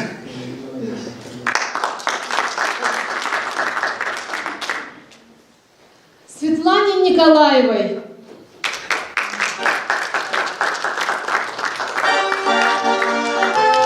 Как она прекрасно пела «Аве Мария», Мать Иисуса. Какая молодец, такой голос. Гордость театра опера и балет Чувашия. Из далекой Сибирь к нам приехала.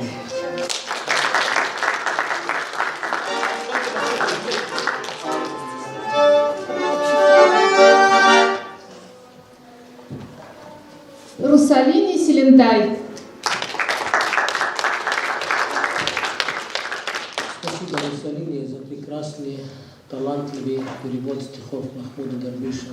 Я теперь вас открыл новое что-то, то, что я знаю, что вы и композитор, и музыку пишете, и слова пишете, а что переводите. Спасибо большое и прекрасно. Спасибо большое и прекрасно. Евгению Малькову.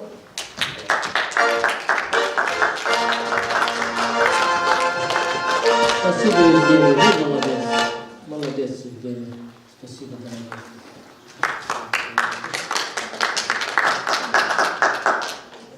Сахиртиану Андре. Даже Индонезия сегодня участвовала, как вы видите, нам очень приятно, что Чувашия многонациональная все-таки республика. И здесь учатся и потом едут к себе как послами, честными, хорошими, добрыми послами, и рассказывают об этом великом, добром, щедром народе.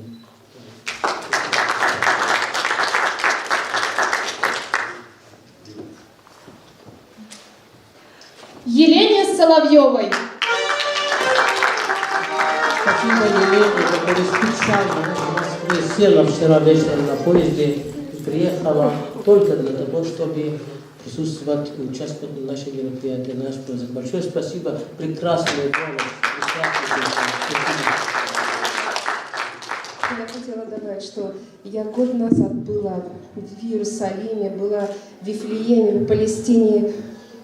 То, что я видела своими глазами, разруха, нищета, это да, это я видела. Это ужасно.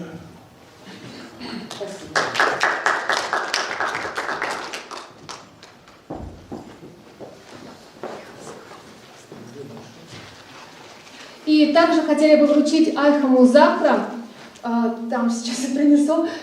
Вы не могли бы выйти получить за него? Сейчас, сюда. Ну и также всех попрошу выйти на общее фото.